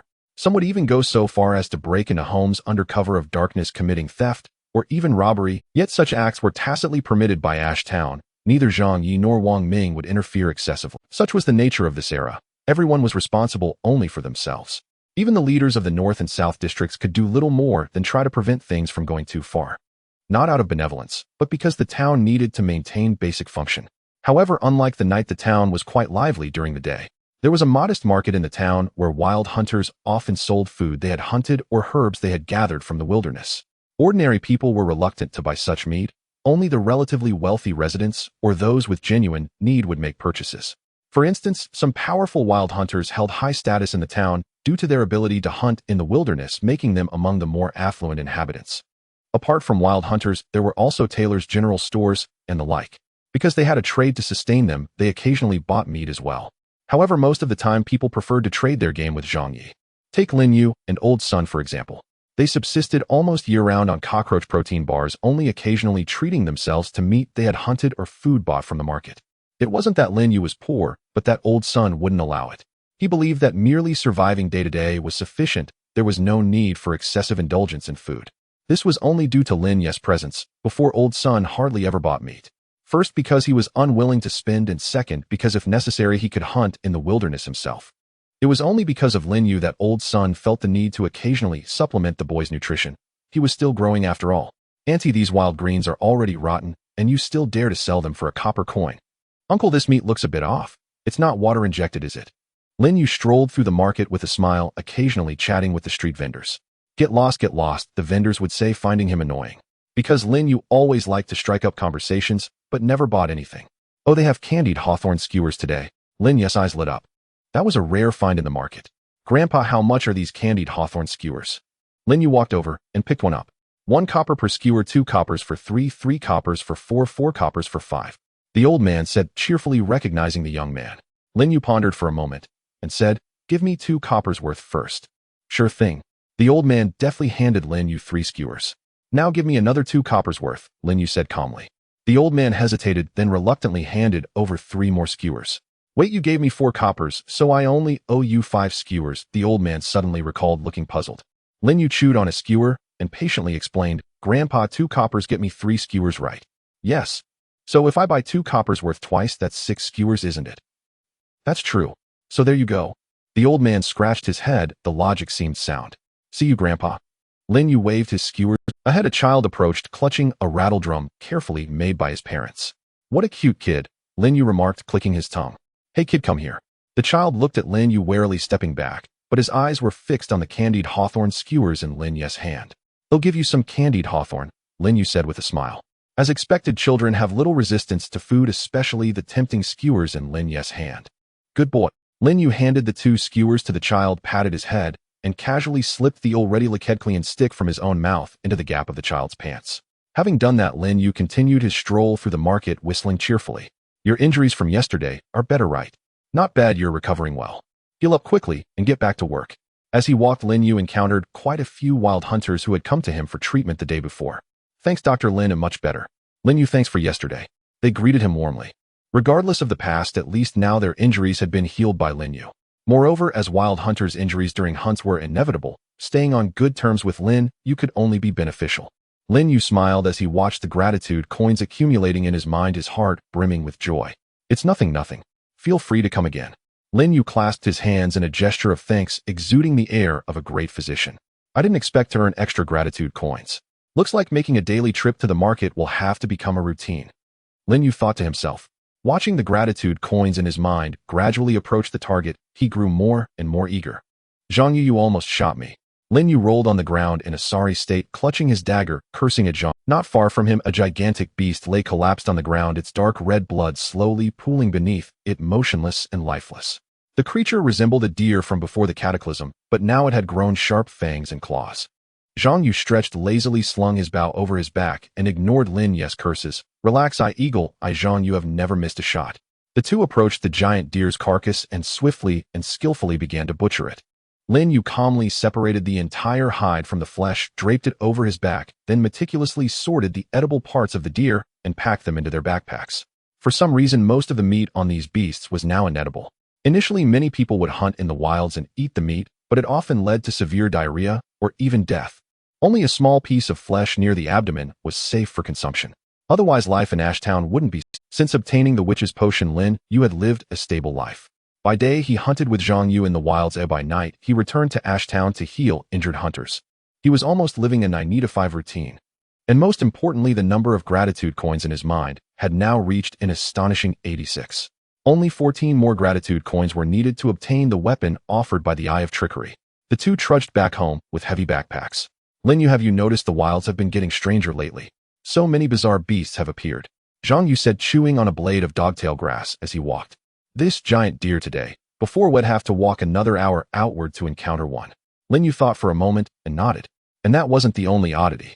Around Ashtown, there were almost no beasts left, forming a near vacuum. In more remote areas, the once weak and easy-to-hunt beasts had vanished, replaced by creatures from farther away or highly aggressive carnivores.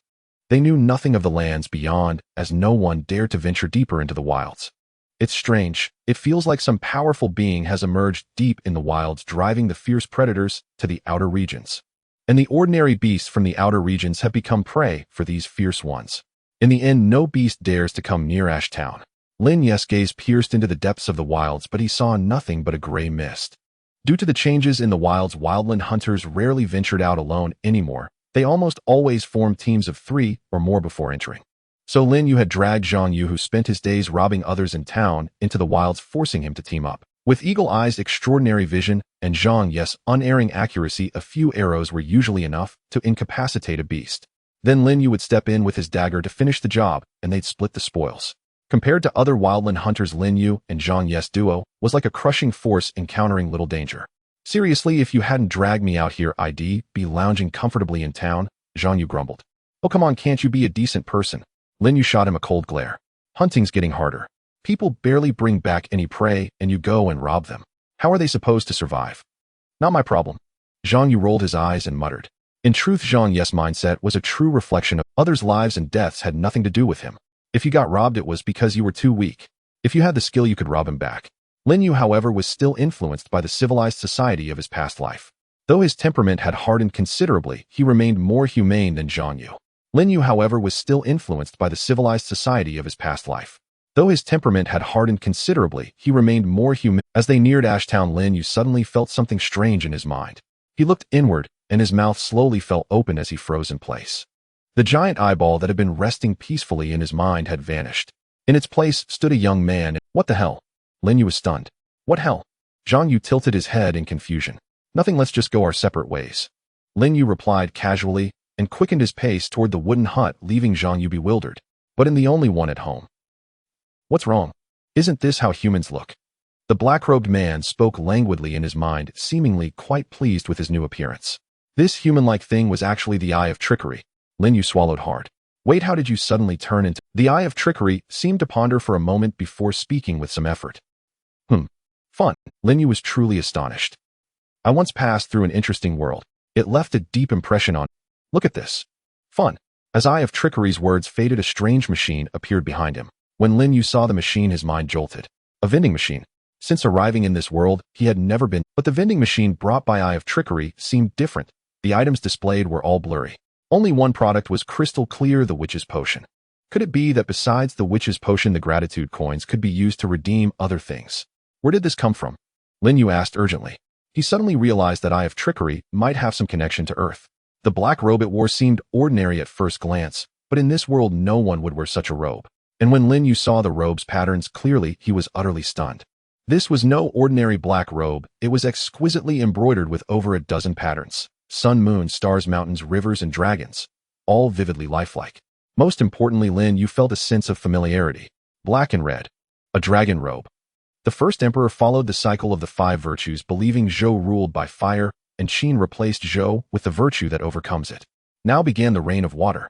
He changed the start of the year, and all court celebrations began on the first day of the 10th month. Clothing, banners, and flags all honored black. Lin Yu recalled this passage from the records of the Grand Historian, Annals of the First Emperor of Qin. Is this the first emperor's dragon robe? Lin Yu let out a startled cry, as if struck by lightning. Moreover, the first emperor's ceremonial robe was not merely adorned with an 8-clawed golden dragon, as later legends suggested. It was said that the emperor's attire inherited the Zhou dynasty's 12 ornaments system, a decorative scheme comprising 12 symbolic patterns, of which the dragon motif was but one, not the sole emblem. And the young man who embodied the Eye of Deception now stood like a majestic sovereign clad in solemn black regalia. Surprised? You might be even more astonished by what lies beneath. The corners of the Eye of Deception's mouth curled upward, relishing Lin Yu's stunned expression. He swept his arm grandly, the wide black sleeves billowing through the air with the motion. As the Eye of Deception raised his arm, Lin Yu discovered a wisp of black mist slowly emerging from the depths of his own mind. Lin Yu had seen this black mist in his mind before, but he had always assumed it was brought by the Eye of Deception. Now he realized his guess was utterly wrong. Under the Eye of Deception's successive manipulations, the black mist seemed to encounter a powerful impact, dissipating and coalescing in a relentless cycle. Finally, it burst apart. When Lin Yu saw the scene after the black mist dispersed, his pupils contracted sharply. He and the Eye of Deception were actually inside a magnificent palace.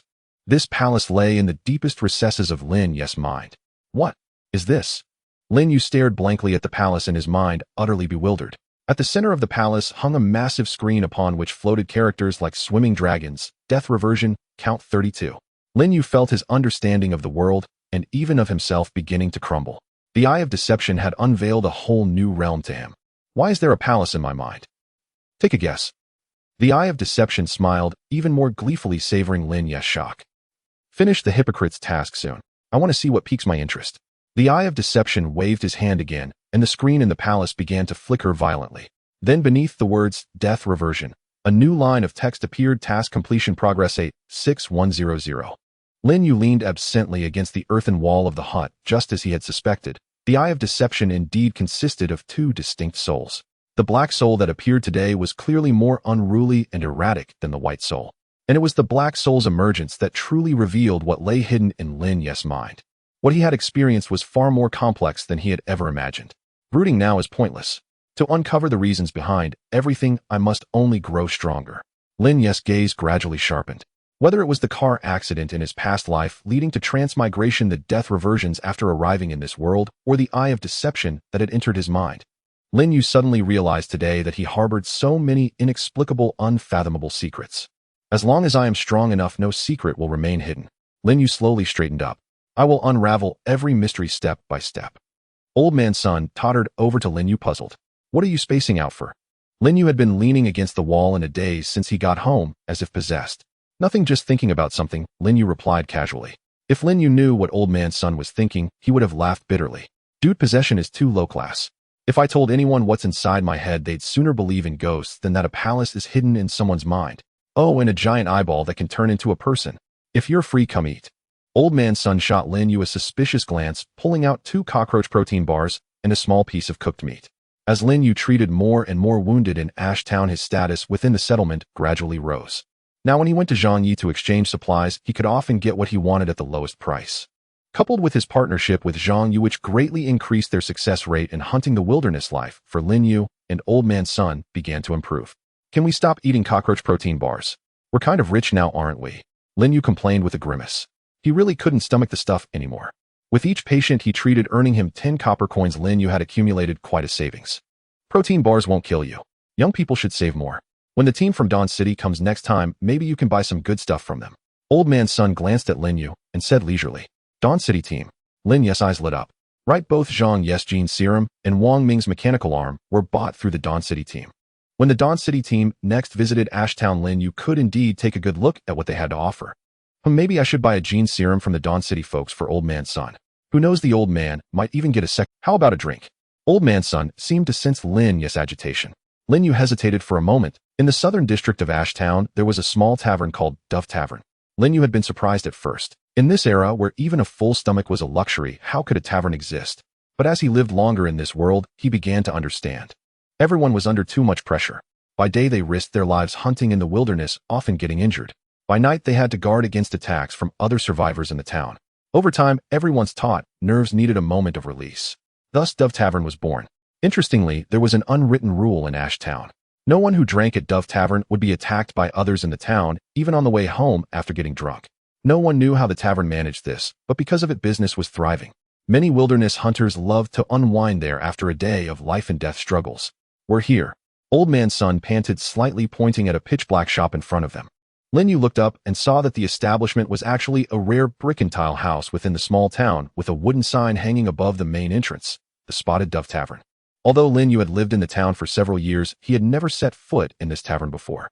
He had never been fond of drinking, and in this world, no matter how highly the tavern's safety was touted by outsiders, Lin Yu refused to entrust his security to others. Old Sun gently pushed open the door, revealing 7 or 8 people already scattered inside. As they entered, all eyes turned sharply toward Lin Yu and Old Sun. "What'll you have?" a somewhat stout middle-aged man asked in a hoarse voice. "The usual," Old Sun replied, his eyes clear and bright. "Old Sun, it's been a while since you last came by." The chubby man chuckled, pulling a pack of cigarettes from under the table containing a few crumpled smokes. "Getting old. Zhou will give me one too." Old Sun shook his head, then extended a hand as wrinkled as the cigarette. "Can you handle it? These cigarettes are my prized treasures. I wouldn't want to smoke you to death." Zhou Wu teased with a laugh, but his hands moved without pause, pulling out 2 cigarettes from the pack and handing one to Old Sun. Well, you old rascal, sneaking drinks and smokes behind my back." Lin Yu stared at Old Sun in surprise while also eyeing the cigarettes in Zhou Wu's hand with great curiosity. He hadn't expected to find cigarettes in this world. He had never seen any in the past few years. Zhou Wu struck a match, lit a cigarette slowly, and handed it to Old Sun, then lit one for himself. The cheap tobacco gave off a pungent aroma, and pale gray smoke rings rose lazily within the tavern. Soon after, Zhou Wu handed 2 glasses of wine to Old Sun and Lin Yu. Lin Yu took the glass and took a curious sip, never having tasted this world's liquor. The moment it touched his lips, a wave of intense spiciness hit him, making him cough violently. Too strong. Lin Yu stared at the glass with a strange expression. If this were in his past life, it would probably be worth a few bucks at most. It was more like pure alcohol than wine. Unlike Lin Yu, Old Sun and Zhou Wu remained perfectly at ease, alternating between puffs of smoke and sips of wine, looking thoroughly content. "Old Sun, do you regret it?" After a moment of silence, Zhou Wu suddenly spoke. "What's there to regret?" Old Sun replied calmly. Lin Yu looked at the two, curiously, unable to resist, asking, "Old man, regret what?" "So you don't know?" Zhou Wu chuckled lightly. "Oh right, I almost forgot. You only came to Ashtown a few years ago, so it's normal not to know." Hearing this, Lin Yu grew even more curious. Seeing this, Zhou Wu's words seemed to pour out as he exhaled smoke rings, and began slowly. "Over a decade ago, a team from Dawn City came to Ashtown to replenish the sacred flame's energy. Back then, Old Sun wasn't so old, nor had he suffered any serious injuries. He was among the top fighters. The Dawn City team brought many good things, including gene serums. I remember Old Sun's compatibility was incredibly high, so high that even the people from Dawn City were astonished." Zhou Wu glanced at the silent Old Sun, saw that his glass was more than half empty, and refilled it. "Gene serum compatibility is graded as C, B, A, and S. The higher the grade, the stronger the serum one can accept. If I remember correctly, Old Sun's compatibility was a grade right. Zhang Yi nowadays barely manages the most basic grade." Zhou Wu looked at Old Sun with envy. Even a decade later, he still recalled the stunned expression on the Dawn City team's faces when Old Sun's compatibility results were revealed. "So why didn't you get the gene serum?" Lin Yu asked Old Sun curiously. Old Sun was silent for a moment, then took a large gulp of wine. "No money. No money." Lin Yu almost burst out laughing. "Actually, it's not that he had no money." Zhou Wu shook his head. "It's just that all his money went to buy medicine for his wife." "Medicine for his wife?" Lin Yu stared at Old Sun in shock. In all the years since Old Sun had saved him, he had never heard that the old man once had a wife. "Think about it. Old Sun was the top wilderness hunter in town, always so frugal, with money chewing on those cockroach protein bars every day. How could he be broke? Zhou Wu seemed to recall something and couldn't help but laugh. Then he let out a soft sigh. Too bad. Old Sun's wife had a terminal illness kept alive only by medicine from Dawn City. That medicine was exorbitantly priced, and Old Sun likely spent all his money on it. Back then, the Dawn City team urged him to buy the gene serum, even offering to inject the first dose for free if he returned with them. Everyone thought the old fool was about to enjoy life, but he refused. Lin Yu turned to look at Old Sun only to see the old man hunched over silent, drinking his wine. For his wife. Exactly, Zhou Wu sighed. Dawn City was only willing to take him, refusing to let his wife come along. After all, in their eyes, a single life meant nothing. For that reason alone, Old Sun gave up the gene serum, choosing instead to spend all his savings on medicine and stay in Ashtown. But fate was cruel. Less than 2 years after the Dawn City team left, Old Sun's wife succumbed to her illness. What a pity, if only back then. Old Sun raised his head and interrupted Zhou Wu. There's nothing to pity. Even if it meant giving my wife one more minute of life, I would have given up everything without hesitation. Lin Yu watched the two in silence. Amid the clinking glasses and flowing drinks, he listened to many old worn-out tales, watching Old Sun laugh heartily in converse, with Zhou Wu's spirit unusually bright. For a fleeting moment, Lin Yu felt as if he had returned to the civilized era of his past life. No one had to worry about facing new dangers upon waking the next day, nor did they have to fret about what to do after finishing the last protein bar tonight. And they didn't have to fear the flickering sacred flame going out. But soon the sobs of the burly wilderness hunters drinking in the tavern pulled Lin Yu back to reality. This was, after all, not that era. No one knew when danger would strike. All they could do was watch their beloved family and close friends die one. Looking at the old man before him, laughing heartily, yet with tears glistening in his eyes, a verse from his past life suddenly came to Lin Yu's mind. 10 years parted, living and dead, not thinking, yet never forgotten. A lonely grave far away, nowhere to voice my sorrow. Lin Yu, you are quite different. The drunken, hazy-eyed Old Sun suddenly fixed his gaze on Lin Yu with piercing clarity. Huh? Lin Yu was startled by the sudden remark, then chuckled. Old man, how am I different? Old Sun stared at Lin Yu for a long moment before speaking. Sometimes I feel like you don't belong to this world. Why, oi? Lin Yu's heart trembled slightly as he asked with a light smile. I can't quite put it into words, but sometimes I always feel that you are out of place in this world. You know, back when I first brought you home, every night after you fell asleep, you would weep bitterly in your dreams, crying that you wanted to go back, shouting, save me. Old Sun's eyelids drooped slightly, the wine glass in his hand swaying unsteadily.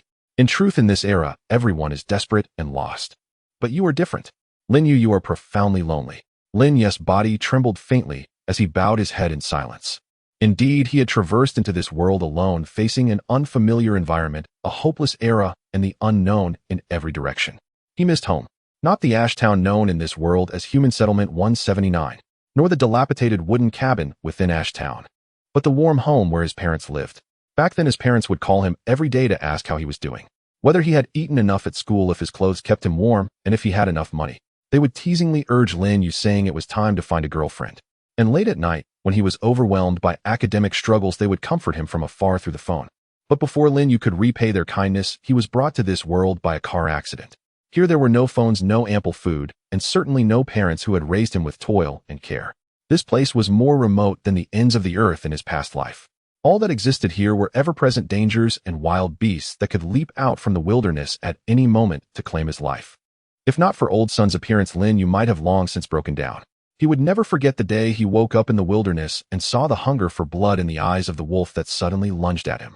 Nor could he forget how Old Sun suddenly appeared before him, cleanly slitting the wolf's throat. Then he said, "What are you standing there for? Come home with me." From that day on, Lin Yu finally had a home in this world. Old Sun asked him few questions, merely treating Lin Yu as a child lost in the wilderness. Silently, yet attentively cautious, yet rigorous, he imparted his survival skills to Lin Yu bit by bit. "Old man," Lin Yu suddenly said, looking at Old Sun, "I am not lonely. Old Sun slumped over the table, began to snore, seemingly not hearing Lin Yu's words. "Boss, how much is it? Let me settle the bill." Watching Old Sun fall asleep like that, Lin Yu felt a mix of amusement and exasperation. Old Sun had 8 refills of wine, and you had one, totaling 90 copper coins. And he smoked 2 of my cigarettes, 30 copper each, so 60 copper total. Cigarettes plus wine, that's 150. He'll give you a discount, 148. Zhou Wu said with a grin. What the hell? Lin Yu was stunned. In just one evening, Old Sun had spent 150 copper coins of his money. His face darkening, he pulled out 2 silver coins from his pocket, accepted the change of 50 copper coins under Zhou Wu's beaming smile, and then hoisted Old Sun onto his back. Old Sun was frail, as thin as a bag of bones, so carrying him was almost effortless for Lin Yu. On the streets of Ash Town at night, no one walked about. Only the biting cold wind seeped through Lin Yu's tattered clothes, making him shiver. In the dark corners of the alley, a few pairs of eyes still lurked, waiting for an easy target. But when they saw it was Lin Yu passing by, they instantly averted their gazes. "We're waiting for an easy victim, not the king of hell." Aware of this, a faint smile unconsciously curled at the corner of Lin Yu's mouth. Such was the law of survival in this era. Either gain widespread renown or a notorious reputation. Only then could one live with relative safety. From a distance, Lin Yu spotted several figures standing outside his wooden cabin. But they made no strange moves. They simply waited quietly, as if expecting his return. Lin Yu felt no worry, as one of them was exceptionally burly, looking like a wild bull. That was unmistakable. When Lin Yu drew closer, he froze in surprise. Besides Zhang Yu was also there. And on the ground lay an unconscious man. "Who's this?" Lin Yu asked, opening the wooden door and gently placing Old Sun on the animal skin bed, pointing at the man on the floor. The man's attire was quite different from that of Ash Town. In Ash Town, most people wore gray or black cloth clothes, but this man was clad in a light blue cotton coat. More importantly, Zhang Yu was holding a sharp long blade. It was clearly not something a poor man could afford. "Don't know," Zhang Yu said bluntly. If Zhang Yu claimed not to know him, it was almost certain that the man was not from Ash Town. After all, that guy spent his days crouching on rooftops waiting to see who returned from hunting, so he could snatch a bit. It was estimated that over 90% of Ash Town's residents had been robbed by him. "I analyzed it. He should be from outside the wilderness, likely from another settlement," Zhang Yi said in a deep voice. "You can analyze things now." Lin Yu looked at Zhang Yi in surprise, having always thought that becoming a Jin warrior had cost him his brain. Zhang Yi's face darkened and his fists cracked loudly. Still, Lin Yu had to admit Zhang Yi's guess was probably correct. "Where did you find him?" Lin Yu lightly kicked the unconscious man. Seeing no reaction, he increased the force, slightly aiming for his crotch. A pained expression flickered across the unconscious man's face, but he still did not wake. "Seems he really is unconscious," Lin Yu nodded. "Are you a devil?" Zhang Yi and Zhang Yu gasped in unison, staring at Lin Yu in horror. "We found him at the edge of town, already unconscious." "Aren't you a doctor?" "We brought him for you to check," Zhang Yi said after a moment, suppressing his exasperation. "I'm a surgeon, damn it." "This probably falls under neurology," Lin Yu rolled his eyes. But despite his words, he pulled out a witch's potion and pried open the man's mouth. Seeing this, Zhang Yu and Zhang Yi immediately covered their noses and mouths and leaped back 3 meters. Gulp! The witch's potion slid into the man's mouth. Ugh! The unconscious man rolled his eyes back and spat out a mouthful of foul water mixed with green mucus. It was evident that even in his stupor, the witch's potion had inflicted severe psychological trauma upon him. "I wonder if it even worked." "What a waste," Lin Yu muttered as he put away the witch's potion, sighing, without even a single coin of gratitude. The man on the ground vomited unconsciously for a while before sinking back into unconsciousness. "Your potion doesn't seem to have much effect on him." Zhang Yi, standing 3 meters away, frowned. "I told you I'm a surgeon.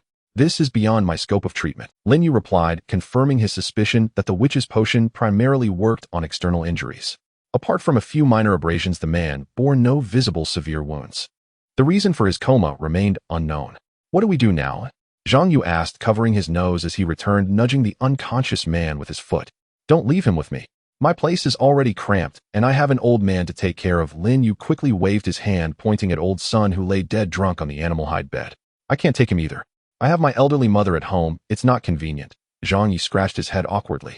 "Enough are you two implying I should take him in?" Zhang Yi's face darkened as he looked at the two. Among the 3, he was the only one without an excuse being alone. Lin Yu and Zhang Yi grinned, sheepishly rubbing their heads. "Fine, I'll take him home for now. Once he wakes up, we'll find out what's going on," Zhang Yu said, not bothering to argue. If it were anyone else from the town, none of them would have bothered. Life and death were dictated by fate. If someone died from injuries in the wild, that was their lot. But this man was different. He likely came from beyond Ash Town, and the 3 were all curious about why he had arrived here unconscious. Moreover, aside from the Dawn City's regular supply convoy, Ash Town had never seen outsiders. When Old Sun had found Lin Yu in the wilderness, it had caused quite a stir. Some even joked that Lin Yu might be Old Sun's illegitimate child. After Old Sun dislocated one joker's arm, everyone quieted down. But look at his sorry state. Could something have happened out in the wild? Lin Yu suddenly frowned. Recently, the wilderness had been unusually dangerous, causing heavy losses among the hunters who ventured out. Combined with the sudden appearance of a stranger in Ash Town, it was hard not to speculate. "We'll just have to wait until he wakes up to ask." Zhang Yu kicked the man again, but there was still no response. As time grew late, after a brief discussion, Zhang Yi carried the unconscious man toward Zhang Ye's home. Looking at old Sun, who lay in a drunken stupor on the animal hide bed, Lin Yu shook his head helplessly. That night he had learned something of old Sun's past. Usually the old man's mouth was tougher than a mutated wild duck in the wasteland. But what surprised Lin Yu was that old Sun's talent was greater than he had imagined. In truth, Dawn City held little respect for the so-called strong from human settlements in the wilderness. In their eyes, these so-called powerhouses were merely slightly larger ants, because they generally fell into three categories. The first were those who represented the strongest in human settlements, wilderness hunters stronger than ordinary people, but still within mortal limits. They were formidable and experienced, capable of ensuring their survival in the wild. But at the end of the day, they were still ordinary humans. In this era, ordinary people were the most abundant resource, so Dawn City cared little for such so-called. The second category included people like Zhang Yi and Wang Ming, who had spent their life savings to purchase gene serums or mechanical parts from Dawn City, becoming gene warriors or cyborgs. But this basic combat power meant little to Dawn City. After all, with enough money, anyone could obtain the lowest grade gene injection or mechanical modification. Especially for a grade gene warrior like Zhang Yi, it was nearly impossible to inject a higher tier gene serum. Such warriors were nothing more than cannon fodder in Dawn City. What Dawn City truly valued were gene warriors with higher compatibility who could inject advanced gene serums, like Old Sun. Thus, when they discovered Old Sun's grade compatibility, Dawn City even offered to provide his first gene serum for free on the condition that he come to the city.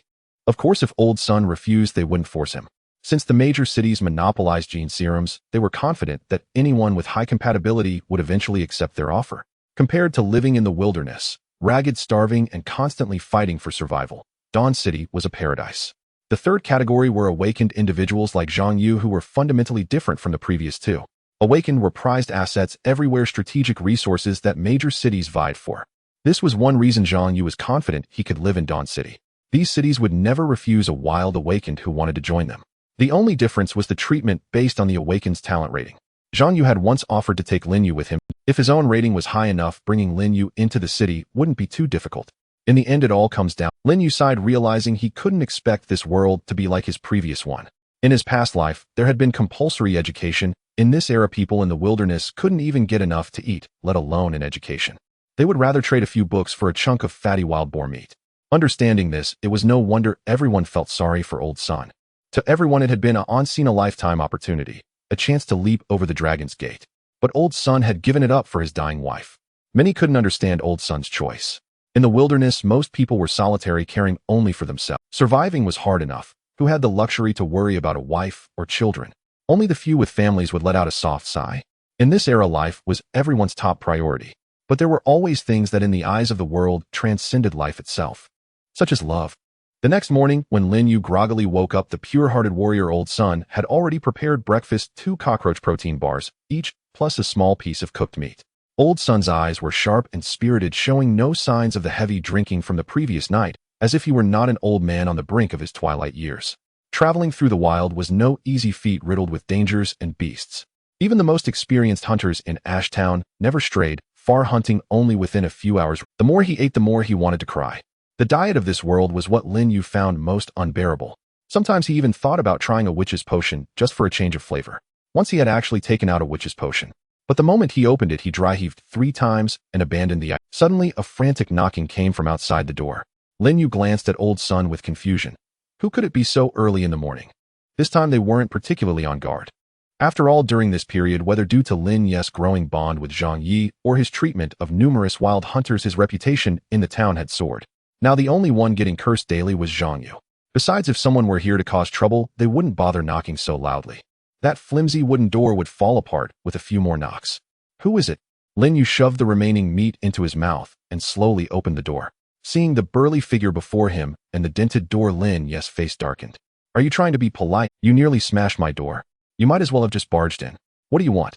Lin Yu glared at Zhang Yi with unaware of Lin Yu's irritation. Zhang Yi said grimly, "Something's happened." Lin Yu was taken aback and quickly asked, "What?" "The man we brought back last night is gone." "Gone?" Lin Yu was surprised. He wasn't surprised that the man had vanished, but that he had managed to escape right under the nose of Zhang Yu, who had awakened the eagle eye ability. That was no ordinary feat. What did Zhang Yu say? Realizing the gravity of the situation, Lin Yu frowned. This could be either trivial or serious. If he had escaped while Zhang Yu was out, it wouldn't be a big deal. But if he left without Zhang Yi's notice, it meant the man's strength exceeded their expectations. That bastard Zhang Yu woke up hungry around 5 in the morning and went out to rob someone, Zhang Yi said with a darkened face in response to Lin Yu's question. Speechless Lin Yu felt a secret relief. Since the escape happened when Zhang Yu was away, the man's danger level wasn't enough to alarm the people of Ashtown. Where's Zhang Yu now? Lin Yu asked. Here, Zhang Yu said, walking in with a dark expression. Dude, you couldn't even keep an eye on one person? Lin Yu couldn't help saying. Knowing he was somewhat at fault, Zhang Yu still retorted stubbornly. How was I supposed to know he'd be unconscious last night and gone by morning? You're just bad. Say that again. As Lin Yu and Zhang Yu started bickering again, Zhang Yi's head began to, enough. Let's figure out how to find him first. I've already sent people to seal off the town's edge. He can't escape. Zhang Yi sighed, looking at the two grown men who were acting like children. Let's search. I checked him last night. He had no food on him. Even if he runs now, he can't go without eating or drinking forever. He'll slip up eventually, Zhang Yu said. When did you check him? Zhang Yi asked suspiciously. Right when we found him. I even searched his underwear, Zhang Yu stated matter-of-factly. Are you some kind of pervert? Lin Yu and Zhang Yi stepped back in unison, eyeing Zhang Yu with disdain. Boss Wang Ming is here.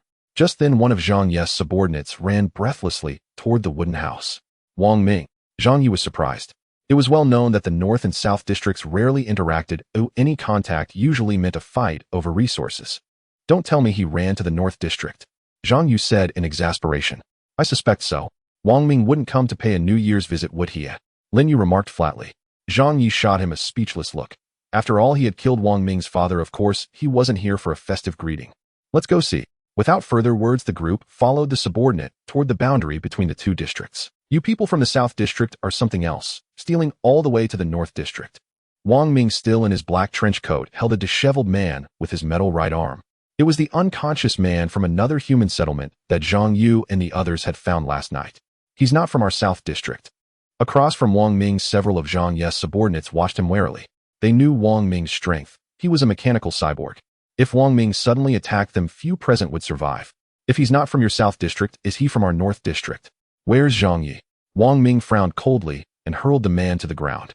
The man groaned and lay there, having already suffered considerable abuse at Wang Ming's hands. Wang Ming, unlike Zhang Yi, was far more ruthless. What business does the North District leader have traveling thousands of miles to our South District? Just then a hearty laugh rang out as Zhang Yi arrived. Traveling thousands of miles for business. Since when are you so fancy? Trying to get into college? Lin Yu gave Zhang Yi a strange look. Ahem, I just learned that. Did I use it wrong? Zhang Yi looked at Lin Yu nervously.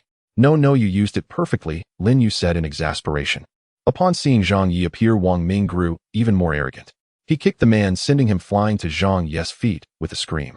Is life so hard in the South District that you have to steal from us? Wang Ming declared proudly. Zhang Yi was stunned as he watched the man land at his feet. He had expected to give something up to get the man back, but Wang Ming, for the sake of showing off, just kicked him over. He's not from our South District. Zhang Yi lifted the man, confirming he was the one they'd found last night, and breathed a sigh of relief. If he's not from your South District and not from our North District, is he from the wilderness? Wang Ming sneered. How did you know? Zhang Yi looked at Wang Ming with curiosity. Upon hearing Zhang Yi's answer, Wang Ming was stunned. Not bro, what did you say? Are you kidding me? No joke. Look at his clothes. Are they from our Ash town? Thanks, brother. I picked him up outside last night, and he ran off early this morning. I was just about to go find him when you brought him here. Zhang Yi grinned widely. Damn, he really is from outside. Wang Ming was dumbfounded. As soon as he came to his senses, he charged at Zhang Yi. His metallic arm gleamed with a cold silver light as he threw a punch while reaching for the man on the ground. Hey, why are you snatching people? Zhang Yi chuckled, meeting Wang Ming's fist with his own massive one while tossing the man behind him. How did an outsider get here? Wang Ming's intestines twisted with regret. I hate this. Why did I have? This could signify a new path or abundant resources, especially now that Ashtown's sacred flame was dying and the Dawn City This could signify a new path or abundant resources, especially now that Ashtown's sacred flame was dying and the Dawn City contingent was long overdue. If they knew how to reach a new settlement, they could pack up and leave Ashtown entirely. Whether the new settlement would accept them was a concern for later. Best if they accepted. If not, they'd fight. For survival, who cares about reason? Alright, I'm not petty. Zhang Yi gave Wang Ming a knowing smirk. Do I look like someone who accepts your charity? Wang Ming retorted. Zhang Yi acted as if he hadn't heard, carrying the man toward the warehouse. After a moment, Wang Ming gritted his teeth and followed. Spill it. Where are you from? Zhang Yi dropped the man to the ground. The man sat there, eyes vacant. Wang Ming frowned as he entered the warehouse and moved to kick him. Hey, be civilized. Zhang Yi stopped Wang Ming and addressed the man. Brother, if we hadn't dragged you from the sacred flame's edge, you'd be dead. Answering a few questions isn't too much, is it? The man looked up at Zhang Yi, his cracked lips parting slowly. Water. Get him water. Zhang Yi ordered immediately. A lackey soon brought a bowl of water. At the sight of it, the man's eyes blazed with intense light. He snatched the bowl and gulped greedily. Slow down. After going so long without water, drinking too fast might burst your lungs. Lin Yu stepped forward, speaking softly. The man hesitated, then slowed his pace. After finishing the bowl slowly, he seemed to relax entirely. Can you talk now? Wang Ming asked coldly. The man dusted himself off, a glimmer of life returning to his eyes as he spoke. My name is Yang Sanshui. I'm from Human Settlement No. 156. Lin Yu and the others exchanged glances of surprise. So this man was indeed from another human settlement. No. 156. That's over 20 settlements away. Lin Yu asked, puzzled. No, human settlements aren't numbered by distance, but by the time they were established. When the Dawn City contingent came before, I asked them. Among the nearest settlements is No. 156, but even the closest ones would take days on foot through the wild right. Zhang Yi explained to Lin Yu, then turned to Yang Sanshui. How did you get here? I walked for 5 days, Yang Sanshui said, his tone complex. 5 days. Everyone's faces showed astonishment. Traveling through the wild was no easy feat, riddled with dangers and beasts. Even the most experienced hunters in Ashtown never strayed far, hunting only within a few hours' radius. That way, if danger struck, they could hold their breath and hope to return. The trip to the cave hadn't been long at all, yet even then they faced so many perils in the mountains. Without Lin Yu, the giant mosquitoes and wild grass alone would have been fatal. And this frail man had walked alone in the wild for 5 days. To everyone it seemed impossible. Why should we believe you? Wang Ming stared at Yang Sanshui, his right arm subtly morphing into a gun barrel. At the first sign of malice, he would fire. A mechanical augment. Yang Sanshui glanced at Wang Ming indifferently. I'm an awakener. An awake. At Yang Sanshui's words, everyone tensed instantly. Zhang Yu had already drawn her wooden bow, aiming at his. Lin Yu, however, was different. He immediately distanced himself, standing far away. Just in case this guy suddenly went berserk. Zhang Yu was an awakener, Wang Ming a mechanical augment, Zhang Yi a gene warrior. And me? I'm just a deathwinder. Sure, I want die, but it hurts. Don't move. What's your ability? Zhang Yi said in a low voice as Yang Sanshui prepared to stand. Any awakener warranted the most cautious response. Even though Yang Sanshui looked weak, that didn't hinder his ability. Facing an awakener carelessly was almost certain death. Relax. I mean you no harm, Yang Sanshui sighed. He waved his right hand gently. The remaining droplets in the bowl rose into the air, spun, slowly coalesced into a single bead, and drifted into his mouth. My ability is water manipulation. Zhang Yu sounds way more impressive than yours, Lin Yu called from afar. Zhang Yi's face darkened. How the hell do you know it's better than mine? You're an awakener too. Yang Sanshui looked at Zhang Yu in surprise. None of your business. Zhang Yu replied coldly, her arrow still aimed at his throat. An awakener like you, why risk coming from settlement No.